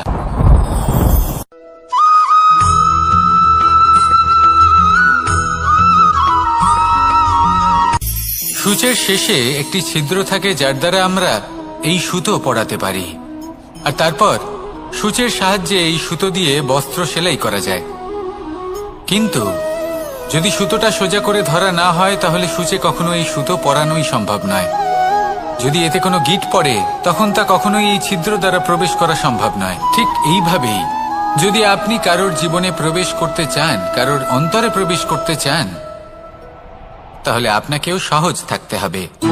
এতে কোনো গিঁট থাকলে চলবে না। অর্থাৎ মনে যাতে কোনো মালিন্য না থাকে, যেন কোনো কুচিন্তা না থাকে। যদি এসব থাকে, তাহলে আপনি কখনো কারোর জীবনে প্রবেশ করতে পারবেন না। আর যদি কোনোভাবে আপনি প্রবেশ করেও যান, তাহলে তার মনে ঘর করতে পারবেন না।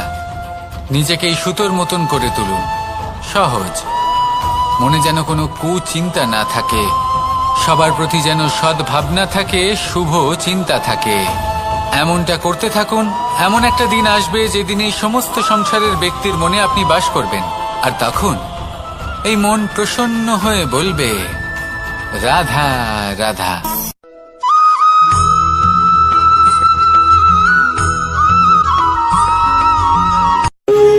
যখন মানুষের মৃত্যু হয়, তখন কি হয়? অনেক সংখ্যক মানুষ শোক পালন করতে চলে আসেন। যে ব্যক্তি মৃত্যু লাভ করেছেন, তার অনেক বস্তু থাকে যেগুলো তার প্রিয়, যেগুলো তিনি ব্যবহার করেছেন। তার শয্যা, তার বস্ত্র, তার আভূষণ, সবকিছু তার থেকে বিচ্ছিন্ন করা হয় এবং খালি হাতে তাকে শ্মশানের উদ্দেশ্যে রওনা করা হয়। আমি আপনাকে এই প্রশ্ন করতে চাই, আপনি এই সংসারে কি অর্জন করেছেন? ধন সম্পত্তি, বস্ত্র, আভূষণ, এই সবকিছু যে আপনি অর্জন করেছেন, আপনার মৃত্যুর পরে তা আপনার থেকে দূর হয়ে যাবে। এর উত্তর হলো একটাই, আপনার কর্ম। শুধু সেটাই আছে যা একান্ত আপনার, আর শুধু সেটাই এই সংসার থেকে চলে যাওয়ার পরেও সংসারেই জীবিত থাকবে। যদি আপনি দুষ্কর্ম করেন, তাহলে এই সংসার আপনাকে একটি অনুচিত উদাহরণ হিসেবে মনে রাখবে যে এই ব্যক্তি খুব পাপী ছিল, অনুচিত কর্ম করতেন। যে পথে তিনি চলেছেন, সেই পথে কারোর চলা উচিত নয়। সেখানেই যদি আপনি সৎকর্ম করেন, তাহলে সংসার চিরকাল এটাই বলবে যে খুব ভালো মানুষ ছিলেন, সবাইকে ভালোবাসতেন, সবাইকে সাহায্য করতেন, আমার খুব প্রিয় মানুষ ছিলেন। এটাই হলো শ্রেষ্ঠ কর্ম। সেই জন্য জীবনে শুধুমাত্র ধন, সম্পত্তি, আভূষণ এই সব অর্জন করতে গিয়ে নিজের মনোনিবেশ করবেন না। শ্রেষ্ঠ কর্ম করুন। সংসার থেকে চলে যাওয়ার পরেও এই কর্মই এই সংসারে আপনাকে জীবিত রাখবে। আসুন আমার সাথে ভালোবেসে বলুন, রাধা রাধা।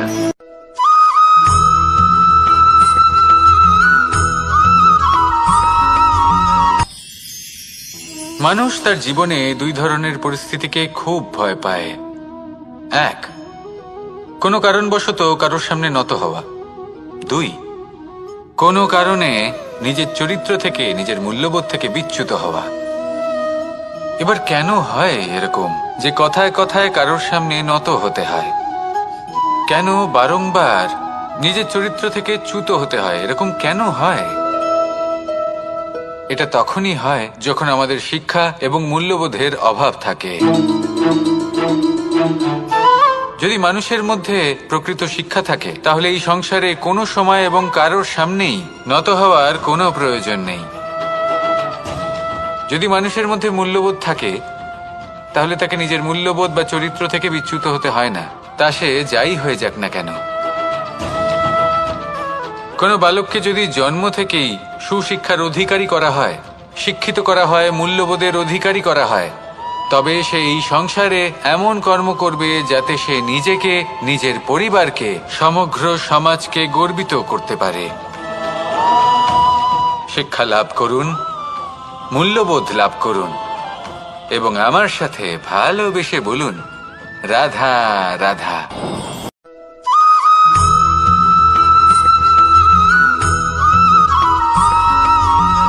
কথায় আছে যে এমন কোনো অক্ষর নেই যার দ্বারা কোনো মন্ত্র হয় না। এমন কোনো বনস্পতি নেই যা নিজেই একটা ঔষধি নয়। পৃথিবীর এমন কোনো ব্যক্তি নেই যার মধ্যে কোনো যোগ্যতা থাকে না। শুধু প্রয়োজন হলো যে ব্যক্তিকে আমরা খুঁজে চলেছি তাকে সঠিকভাবে চিনে নেওয়া। যদি তার যোগ্যতা, তার বিশেষত্ব আমরা বুঝতেই না পারি তাহলে আর লাভ কি রইল?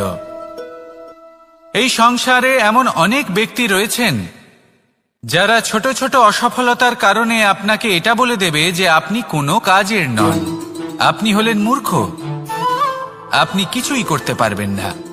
এইসব কথায় কখনোই বিশ্বাস করবেন না, কারণ আপনি এবং প্রত্যেকটি জীব এই পরমাত্মা এবং এই প্রকৃতির সৃষ্টি, যা অত্যন্ত বিশেষ।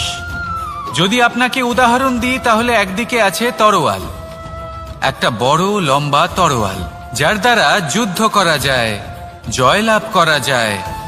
আর অন্যদিকে রয়েছে একটা ছোট্ট সূচ, কিন্তু যে কাজ একটা ছোট্ট সূচ করতে পারে তা একটা তরোয়াল দ্বারা সম্ভব নয়। এর অর্থ হলো এটাই যে প্রত্যেকটা রচনা অত্যন্ত অমূল্য এবং অত্যন্ত বিশেষ হয়। তাহলে বিশ্বাস রাখুন যে আপনি অত্যন্ত বিশেষ একজন, আর প্রেমের সাথে বলুন, রাধা রাধা।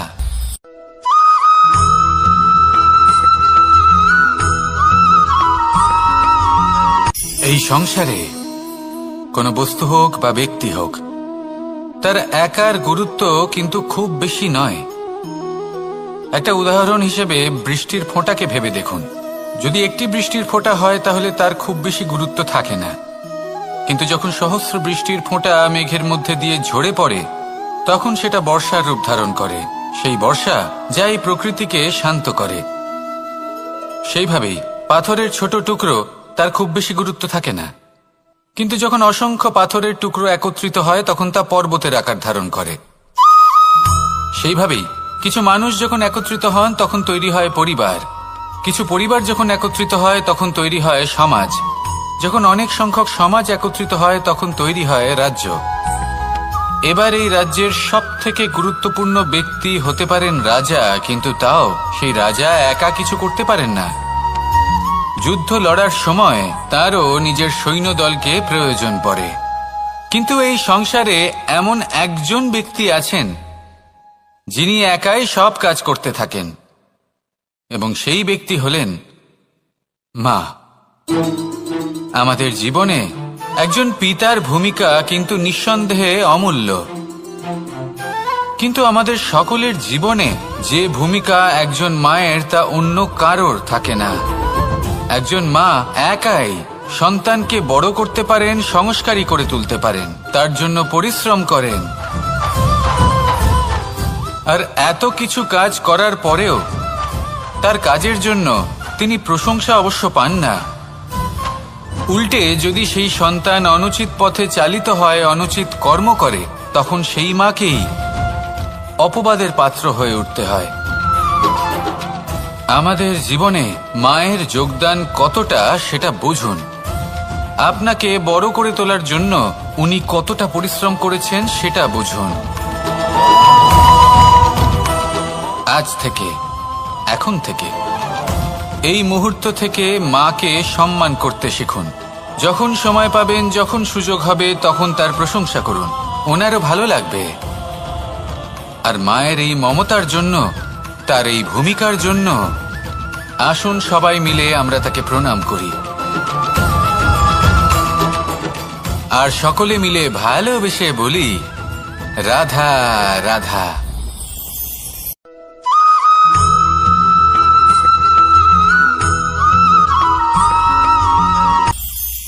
এটা হলো ধান গাছ।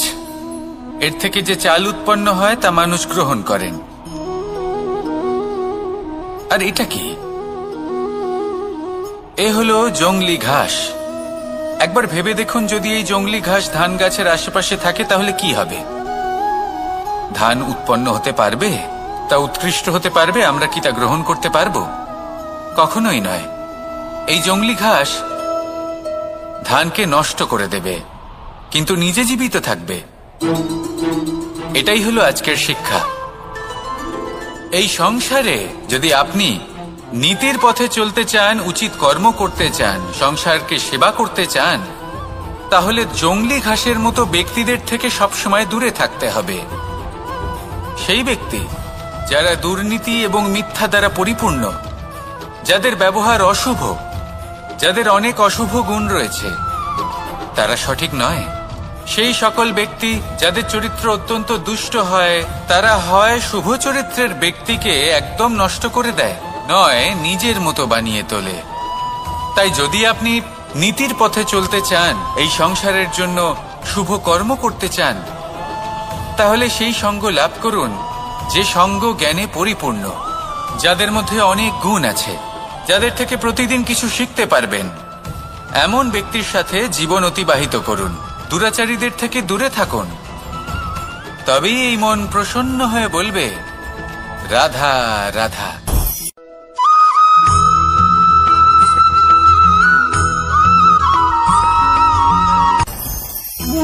ভোজন।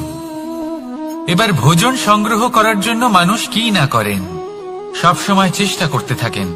ফসল উৎপাদনের জন্য অনেক পরিশ্রম করতে থাকেন, কিন্তু অনেক সময় অনেক পরিশ্রম করার পরেও ফসল ভালো উৎপাদন হয় না।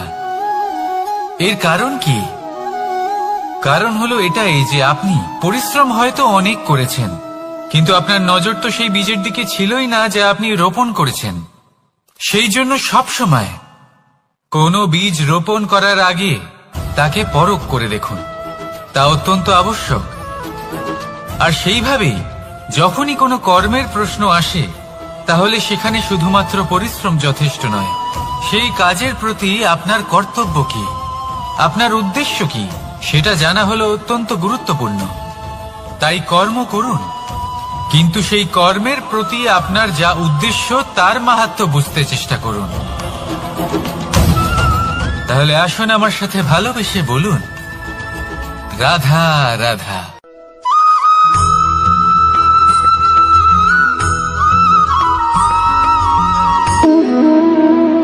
সম্পর্ক হলো আমাদের জীবনের একটি আধার।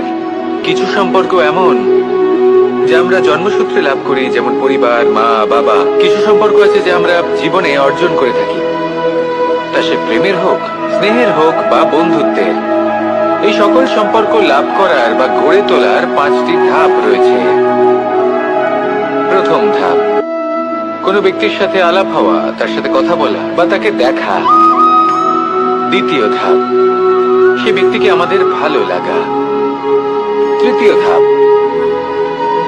আমাদের এটা চাইতে শুরু করা যে জীবনে এই ব্যক্তি যেন আমাদের বন্ধু হন, আমাদের জীবনে থাকে, বা আমাদের কাউকে ভালোবেসে ফেলা। আর এটা আমাদের ভাবা বা চাওয়া যে সেই ব্যক্তি যেন আজীবন আমার সাথে থাকেন, আমার জীবনে আমার সাথী হয়ে। চতুর্থ ধাপ, লাভ করা। এবার এই ধাপটি অনেক মানুষের পক্ষেই খুবই সরল হয়, বড়ই সরল ভাবে নিজেদের সঙ্গীকে লাভ করে থাকেন। কিছু মানুষের জন্য এই ধাপ অত্যন্ত কঠিন হয়ে থাকে। অনেক প্রতিকূল পরিস্থিতির উপর জয়লাভ করে তারা সঙ্গীকে লাভ করেন, কিন্তু লাভ অবশ্যই করেন। এরপরে আসে পঞ্চম, অন্তিম এবং সব থেকে গুরুত্বপূর্ণ ধাপ, সেটা হলো সেই সম্পর্ক পালন করা। এটা হলো এমন এক বিষয় যা প্রত্যেক মানুষের শেখা উচিত। যদি ব্যক্তি নিজের জীবনে সম্পর্ক রক্ষা করতে শিখে যান, তবে প্রত্যেক সম্পর্ক তার জীবনকে স্বর্গ করে তুলবে। আসুন আর আমার সাথে ভালোবেসে বলুন, রাধা রাধা।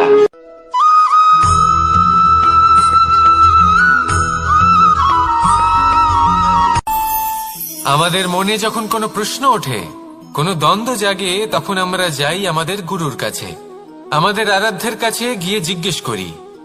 এইভাবেই একদিন আমি পৌঁছলাম আমার আরাধ্যের কাছে, আমার মহাদেবের কাছে, আর ওনাকে প্রশ্ন করলাম যে মহাদেব, জীবনে আনন্দ পাওয়ার, উৎসব পালনের, প্রেম ভাগ করে নেবার, জীবনকে উপভোগ করে নেওয়ার সর্বশ্রেষ্ঠ সময় কোনটা? মহাদেব হাসলেন আর উনি বললেন, জীবনে উৎসব পালনের সব থেকে শ্রেষ্ঠ দিন হল মৃত্যুর ঠিক আগের দিনটা। প্রেম ভাগ করে নেওয়ার সব থেকে শ্রেষ্ঠ মুহূর্ত হল মৃত্যুর ঠিক আগের মুহূর্ত। জীবনকে উপভোগ করে নেওয়ার সর্বশ্রেষ্ঠ প্রহর হল মৃত্যুর এক প্রহর পূর্বে। তখন আমি চমকে গেলাম। আমি বললাম, কিন্তু মহাদেব, মৃত্যু তো অনিশ্চিত, আমরা জানিও না কবে আমাদের মৃত্যু হবে। মহাদেব আবার হাসলেন। উনি বললেন যে যদি আমরা এভাবে জীবন কাটাই যে আমরা জীবনের প্রত্যেক দিন, প্রত্যেক মুহূর্ত, প্রত্যেক প্রহর শেষ বলে মনে করি, তাহলে আমাদের সমস্ত জীবন আনন্দের সাথেই অতিবাহিত হবে। কি বলেন?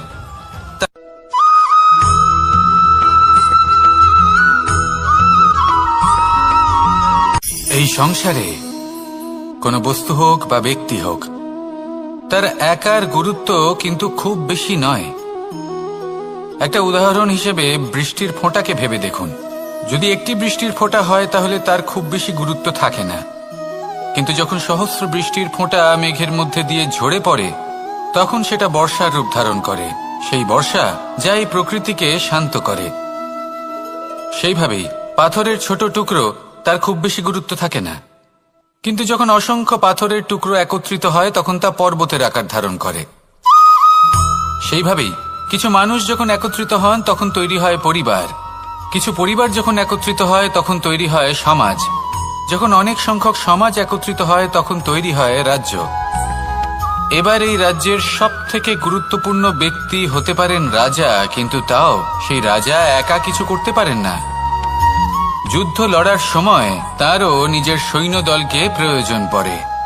কিন্তু এই সংসারে এমন একজন ব্যক্তি আছেন যিনি একাই সব কাজ করতে থাকেন, এবং সেই ব্যক্তি হলেন মা। আমাদের জীবনে একজন পিতার ভূমিকা কিন্তু নিঃসন্দেহে অমূল্য, কিন্তু আমাদের সকলের জীবনে যে ভূমিকা একজন মায়ের তা অন্য কারোর থাকে না। একজন মা একাই সন্তানকে বড় করতে পারেন, সংস্কারী করে তুলতে পারেন, তার জন্য পরিশ্রম করেন। আর এত কিছু কাজ করার পরেও তার কাজের জন্য তিনি প্রশংসা অবশ্য পান না। উল্টে যদি সেই সন্তান অনুচিত পথে চালিত হয়, অনুচিত কর্ম করে, তখন সেই মাকেই অপবাদের পাত্র হয়ে উঠতে হয়। আমাদের জীবনে মায়ের যোগদান কতটা সেটা বুঝুন। আপনাকে বড় করে তোলার জন্য উনি কতটা পরিশ্রম করেছেন সেটা বুঝুন। আজ থেকে, এখন থেকে, এই মুহূর্ত থেকে মাকে সম্মান করতে শিখুন। যখন সময় পাবেন, যখন সুযোগ হবে, তখন তার প্রশংসা করুন। ওনারও ভালো লাগবে। আর মায়ের এই মমতার জন্য, তার এই ভূমিকার জন্য আসুন সবাই মিলে আমরা তাকে প্রণাম করি। আর সকলে মিলে ভালোবেসে বলি, রাধা রাধা।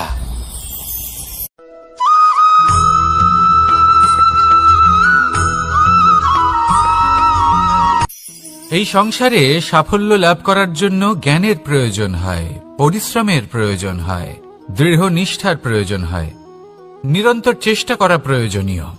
কিন্তু আরো কিছু আছে যা অত্যন্ত প্রয়োজনীয় এবং গুরুত্বপূর্ণ। তা হলো ভালো বন্ধু। তাদের থাকা অত্যন্ত প্রয়োজনীয়। যদি ভালো বন্ধু থাকে তাহলে সময় এলে তারা ঢাল হয়ে আপনাকে সুরক্ষা করবেন। সময় এলে অস্ত্রের মতো শত্রুকে সংহারও করবেন। যদি তিনি জ্ঞানী হন, তাদের মধ্যে সদ্গুণ থাকে, তাহলে এই সব গুণ আপনার মধ্যেও প্রবেশ করবে। তাহলে সাফল্যের জন্য ভালো বন্ধু পাওয়া অত্যন্ত প্রয়োজনীয়। কিন্তু শুধু বন্ধু কেন, ভালো শত্রুও থাকা প্রয়োজনীয়।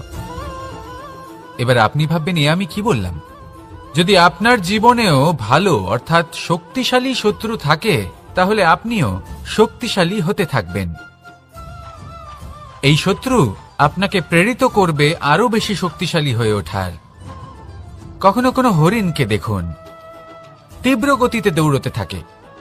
কেন তীব্র গতিতে দৌড়য়? এই কারণে নয় যে কোথাও তার জন্য মধুর ঘাস অপেক্ষা করে রয়েছে, না। সে এই কারণে তীব্র গতিতে দৌড়য় কারণ সেটা না করলে তার পেছনে একটি সিংহ আছে যে ওকে নিজের ভোজন করে ফেলবে।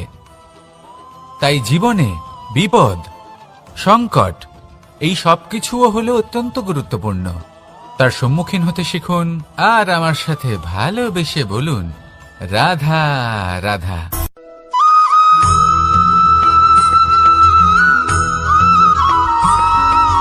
কথায় আছে, প্রত্যেক পুত্র তার পিতার প্রতিচ্ছবি হয়, আর সমস্ত প্রতিচ্ছবি চায় যেন সে তার অস্তিত্ব প্রাপ্ত করতে পারে।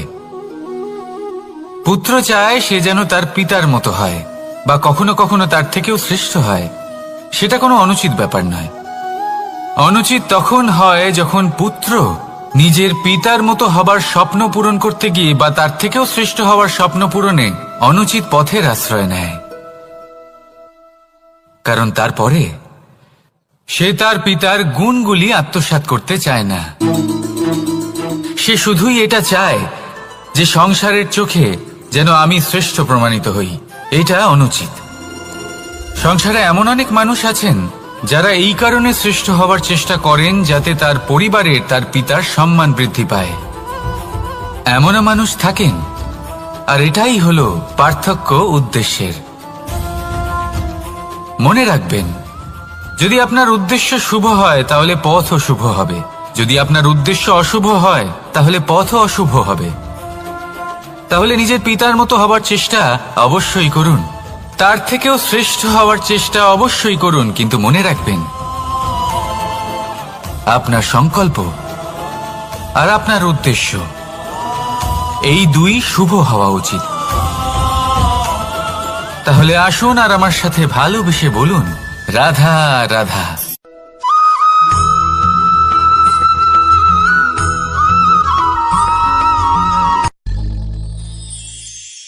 শিশিরের বিন্দু পাতার ওপর পড়ে আর তার গায়ে লেগে থাকে। পাতা তাকে শুষে নিতে পারে না, আর শেষ পর্যন্ত সে ঝরে পড়ে যায়। অন্যদিকে রয়েছে মেঘ এবং চাতক। এদের মধ্যে অনেক দূরত্ব থাকে। মেঘ থাকে আকাশে আর চাতক থাকে ধরিত্রীতে। কিন্তু যখন এই মেঘ থেকে বৃষ্টি ঝরে পড়ে, এই চাতক কিন্তু সেই জলই পান করে, নয়তো সে তৃষ্ণার্ত থেকে যায়। এবার অন্যদিকে দেখলাম শিশির বিন্দু আর পাতার এই সম্পর্ক। এরা খুব কাছাকাছি থাকে, ঘনিষ্ঠও থাকে। অন্যদিকে রয়েছে মেঘ এবং চাতকের সম্পর্ক, যাদের মধ্যে অনেক দূরত্ব থাকা সত্ত্বেও তারা খুব ঘনিষ্ঠ, তাই না?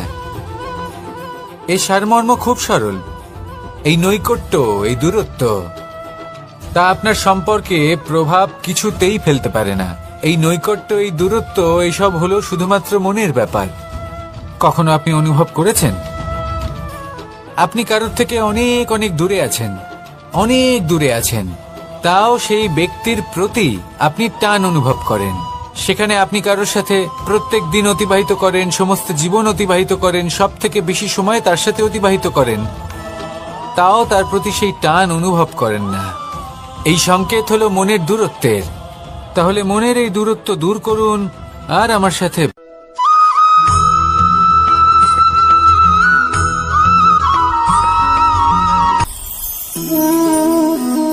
শক্তি এক অত্যন্ত বিচিত্র বস্তু, বা বলতে পারেন অনুভূতি। পিতা সবসময় চান যেন তিনি তার শক্তি পুত্রকে। আসুন আপনাকে সহজে বোঝাই।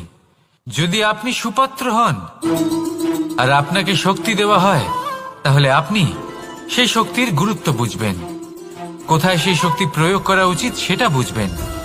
আর এটা যেহেতু অর্জন করা শক্তি হবে, সেই শক্তির অপব্যবহার হবে না। কিন্তু যদি এই আপনি কুপাত্র হন আর যদি আপনাকে এই শক্তি দেওয়া হয়, তাহলে কি হবে? দেখতে গেলে এই শক্তি আপনি দান হিসেবে পেয়েছেন, তাই না আপনি এই শক্তির গুরুত্ব বুঝবেন আর না এর প্রয়োগ আপনি জানবেন।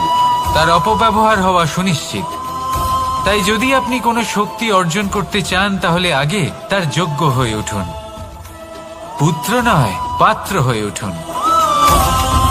আর আমার সাথে ভালোবেসে বলুন, রাধা রাধা।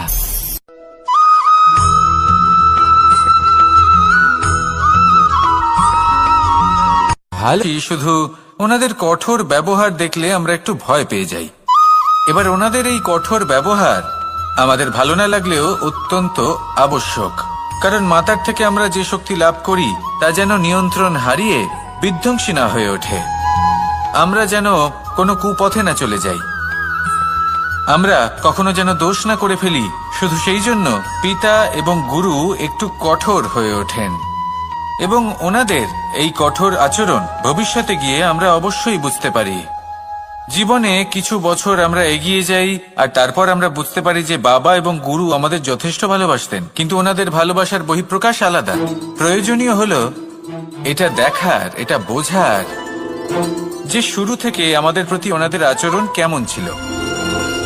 ওনাদের কঠোর হওয়ার পেছনে ওনাদের ভালোবাসাটা বোঝার চেষ্টা করুন, ওনাদের চিন্তাটা বোঝার চেষ্টা করুন, ওনাদের পথপ্রদর্শনের আড়ালে আপনার ভবিষ্যতের জন্য যে পরিকল্পনা ওনারা করেছেন সেটা বোঝার চেষ্টা করুন।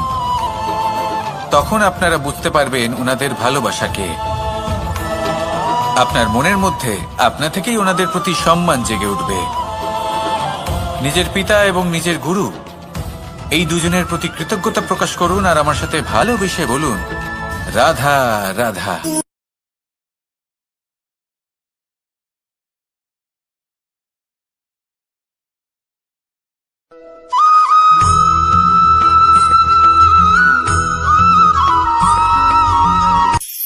কখনো কোনো বাগানের কোনো বৃক্ষকে দেখেছেন যেখানে সুগন্ধি ফুল থাকে, রসালো ফল থাকে?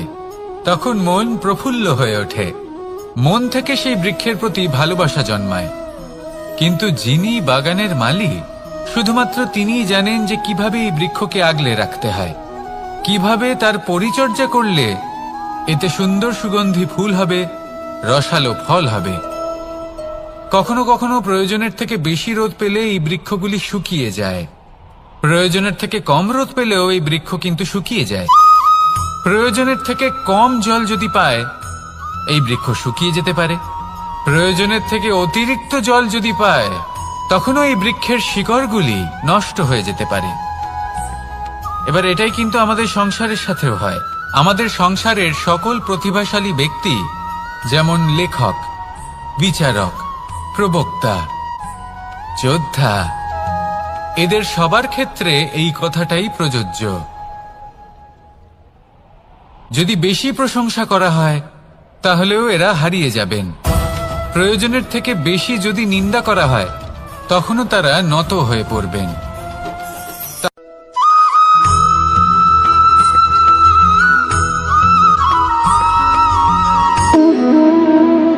সম্পর্ক হলো আমাদের জীবনের একটি আধার। কিছু সম্পর্ক এমন যে আমরা জন্মসূত্রে লাভ করি, যেমন পরিবার, মা, বাবা। কিছু সম্পর্ক আছে যে আমরা জীবনে অর্জন করে থাকি, তা সে প্রেমের হোক, স্নেহের হোক বা বন্ধুত্বের। এই সকল সম্পর্ক লাভ করার বা গড়ে তোলার 5টি ধাপ রয়েছে। প্রথম ধাপ, কোনো ব্যক্তির সাথে আলাপ হওয়া, তার সাথে কথা বলা বা তাকে দেখা। দ্বিতীয় ধাপ, সে ব্যক্তিকে আমাদের ভালো লাগা। তৃতীয় ধাপ, আমাদের এটা চাইতে শুরু করা যে জীবনে এই ব্যক্তি যেন আমাদের বন্ধু হন, আমাদের জীবনে থাকেন, বা আমাদের কাউকে ভালোবেসে ফেলা। আর এটা আমাদের ভাবা বা চাওয়া যে সেই ব্যক্তি যেন আজীবন আমার সাথে থাকেন, আমার জীবনে আমার সাথী হয়ে। চতুর্থ ধাপ, লাভ করা। এবার এই ধাপটি অনেক মানুষের পক্ষেই খুবই সরল হয়, বড়ই সরল ভাবে নিজেদের সঙ্গীকে লাভ করে থাকেন। কিছু মানুষের জন্য এই ধাপ অত্যন্ত কঠিন হয়ে থাকে। অনেক প্রতিকূল পরিস্থিতির উপর জয়লাভ করে তারা সঙ্গীকে লাভ করেন, কিন্তু লাভ অবশ্যই করেন। এরপরে আসে পঞ্চম, অন্তিম এবং সব থেকে গুরুত্বপূর্ণ ধাপ। সেটা হলো সেই সম্পর্ক পালন করা। এটা হলো এমন এক বিষয় যা প্রত্যেক মানুষের শেখা উচিত। যদি ব্যক্তি নিজের জীবনে সম্পর্ক রক্ষা করতে শিখে যান, তবে প্রত্যেক সম্পর্ক তার জীবনকে স্বর্গ করে তুলবে। আসুন আর আমার সাথে ভালোবেসে বলুন, রাধা রাধা।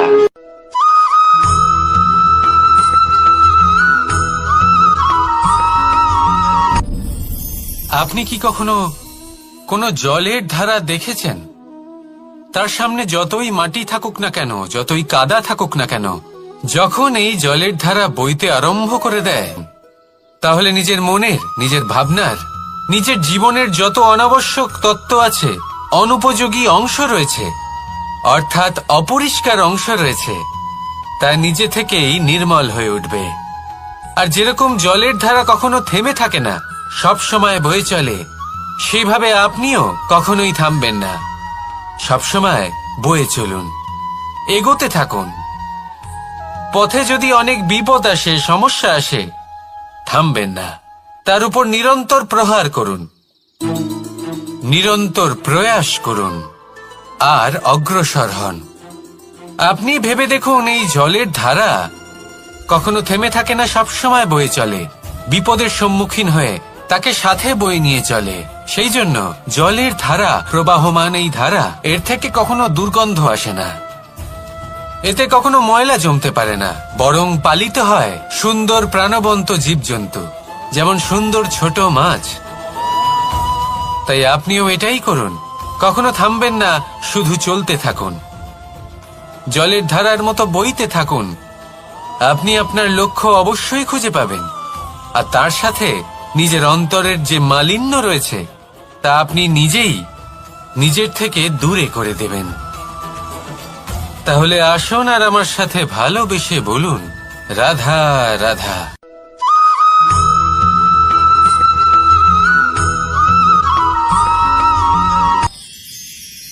মানুষ তার জীবনে দুই ধরনের পরিস্থিতিকে খুব ভয় পায়। এক, কোনো কারণবশত কারোর সামনে নত হওয়া। দুই, কোনো কারণে নিজের চরিত্র থেকে, নিজের মূল্যবোধ থেকে বিচ্যুত হওয়া। এবার কেন হয় এরকম যে কথায় কথায় কারোর সামনে নত হতে হয়? কেন বারংবার নিজের চরিত্র থেকে চ্যুত হতে হয়? এরকম কেন হয়? এটা তখনই হয় যখন আমাদের শিক্ষা এবং মূল্যবোধের অভাব থাকে। যদি মানুষের মধ্যে প্রকৃত শিক্ষা থাকে, তাহলে এই সংসারে কোনো সময় এবং কারোর সামনেই নত হওয়ার কোনো প্রয়োজন নেই। যদি মানুষের মধ্যে মূল্যবোধ থাকে, তাহলে তাকে নিজের মূল্যবোধ বা চরিত্র থেকে বিচ্যুত হতে হয় না, তা সে যাই হয়ে যাক না কেন।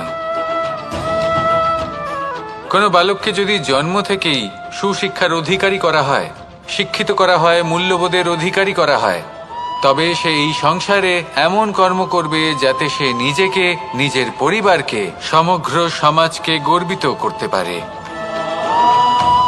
শিক্ষা লাভ করুন, মূল্যবোধ লাভ করুন, এবং আমার সাথে ভালোবেসে বলুন, রাধা রাধা।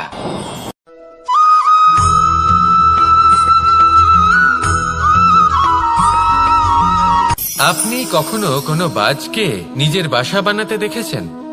এই বাজ যখনই কোনো বাসা বানায় তখন উঁচু গাছের ডালে বা কোনো পর্বতের শিখরে বাসা বানায়, অনেক উচ্চতায়। আর সেখানে তার সন্তানও জন্মগ্রহণ করে। যখন এই সন্তানেরা জন্মায় তখন এই বাজ খুবই ভালোবেসে এবং খুব সাবধানে এদের পালন পোষণ করে। নিজের ঠোঁট দিয়ে তাদের ঠোঁটে খাবার পরিবেশন করে। কিন্তু যেই সেই সন্তানেরা হৃষ্টপুষ্ট হয়ে যায় এবং সেই কথা বাজ নিজে বুঝতে পেরে যায়, সেই বাজ নিজেই সেই বাসা ছিন্ন ভিন্ন করে দেয়। সেই সন্তান যাদের সবেমাত্র ডানা গজিয়েছে, কিভাবে উড়তে হয় তারা জানে না, সেই সন্তানগুলিকে উচ্চতা থেকে ঠেলে দেয়। সেই সন্তান প্রথমে ভয়ভীত হয়ে যায়। তারা সামনে মৃত্যুকে দেখতে পেয়ে ভয়ের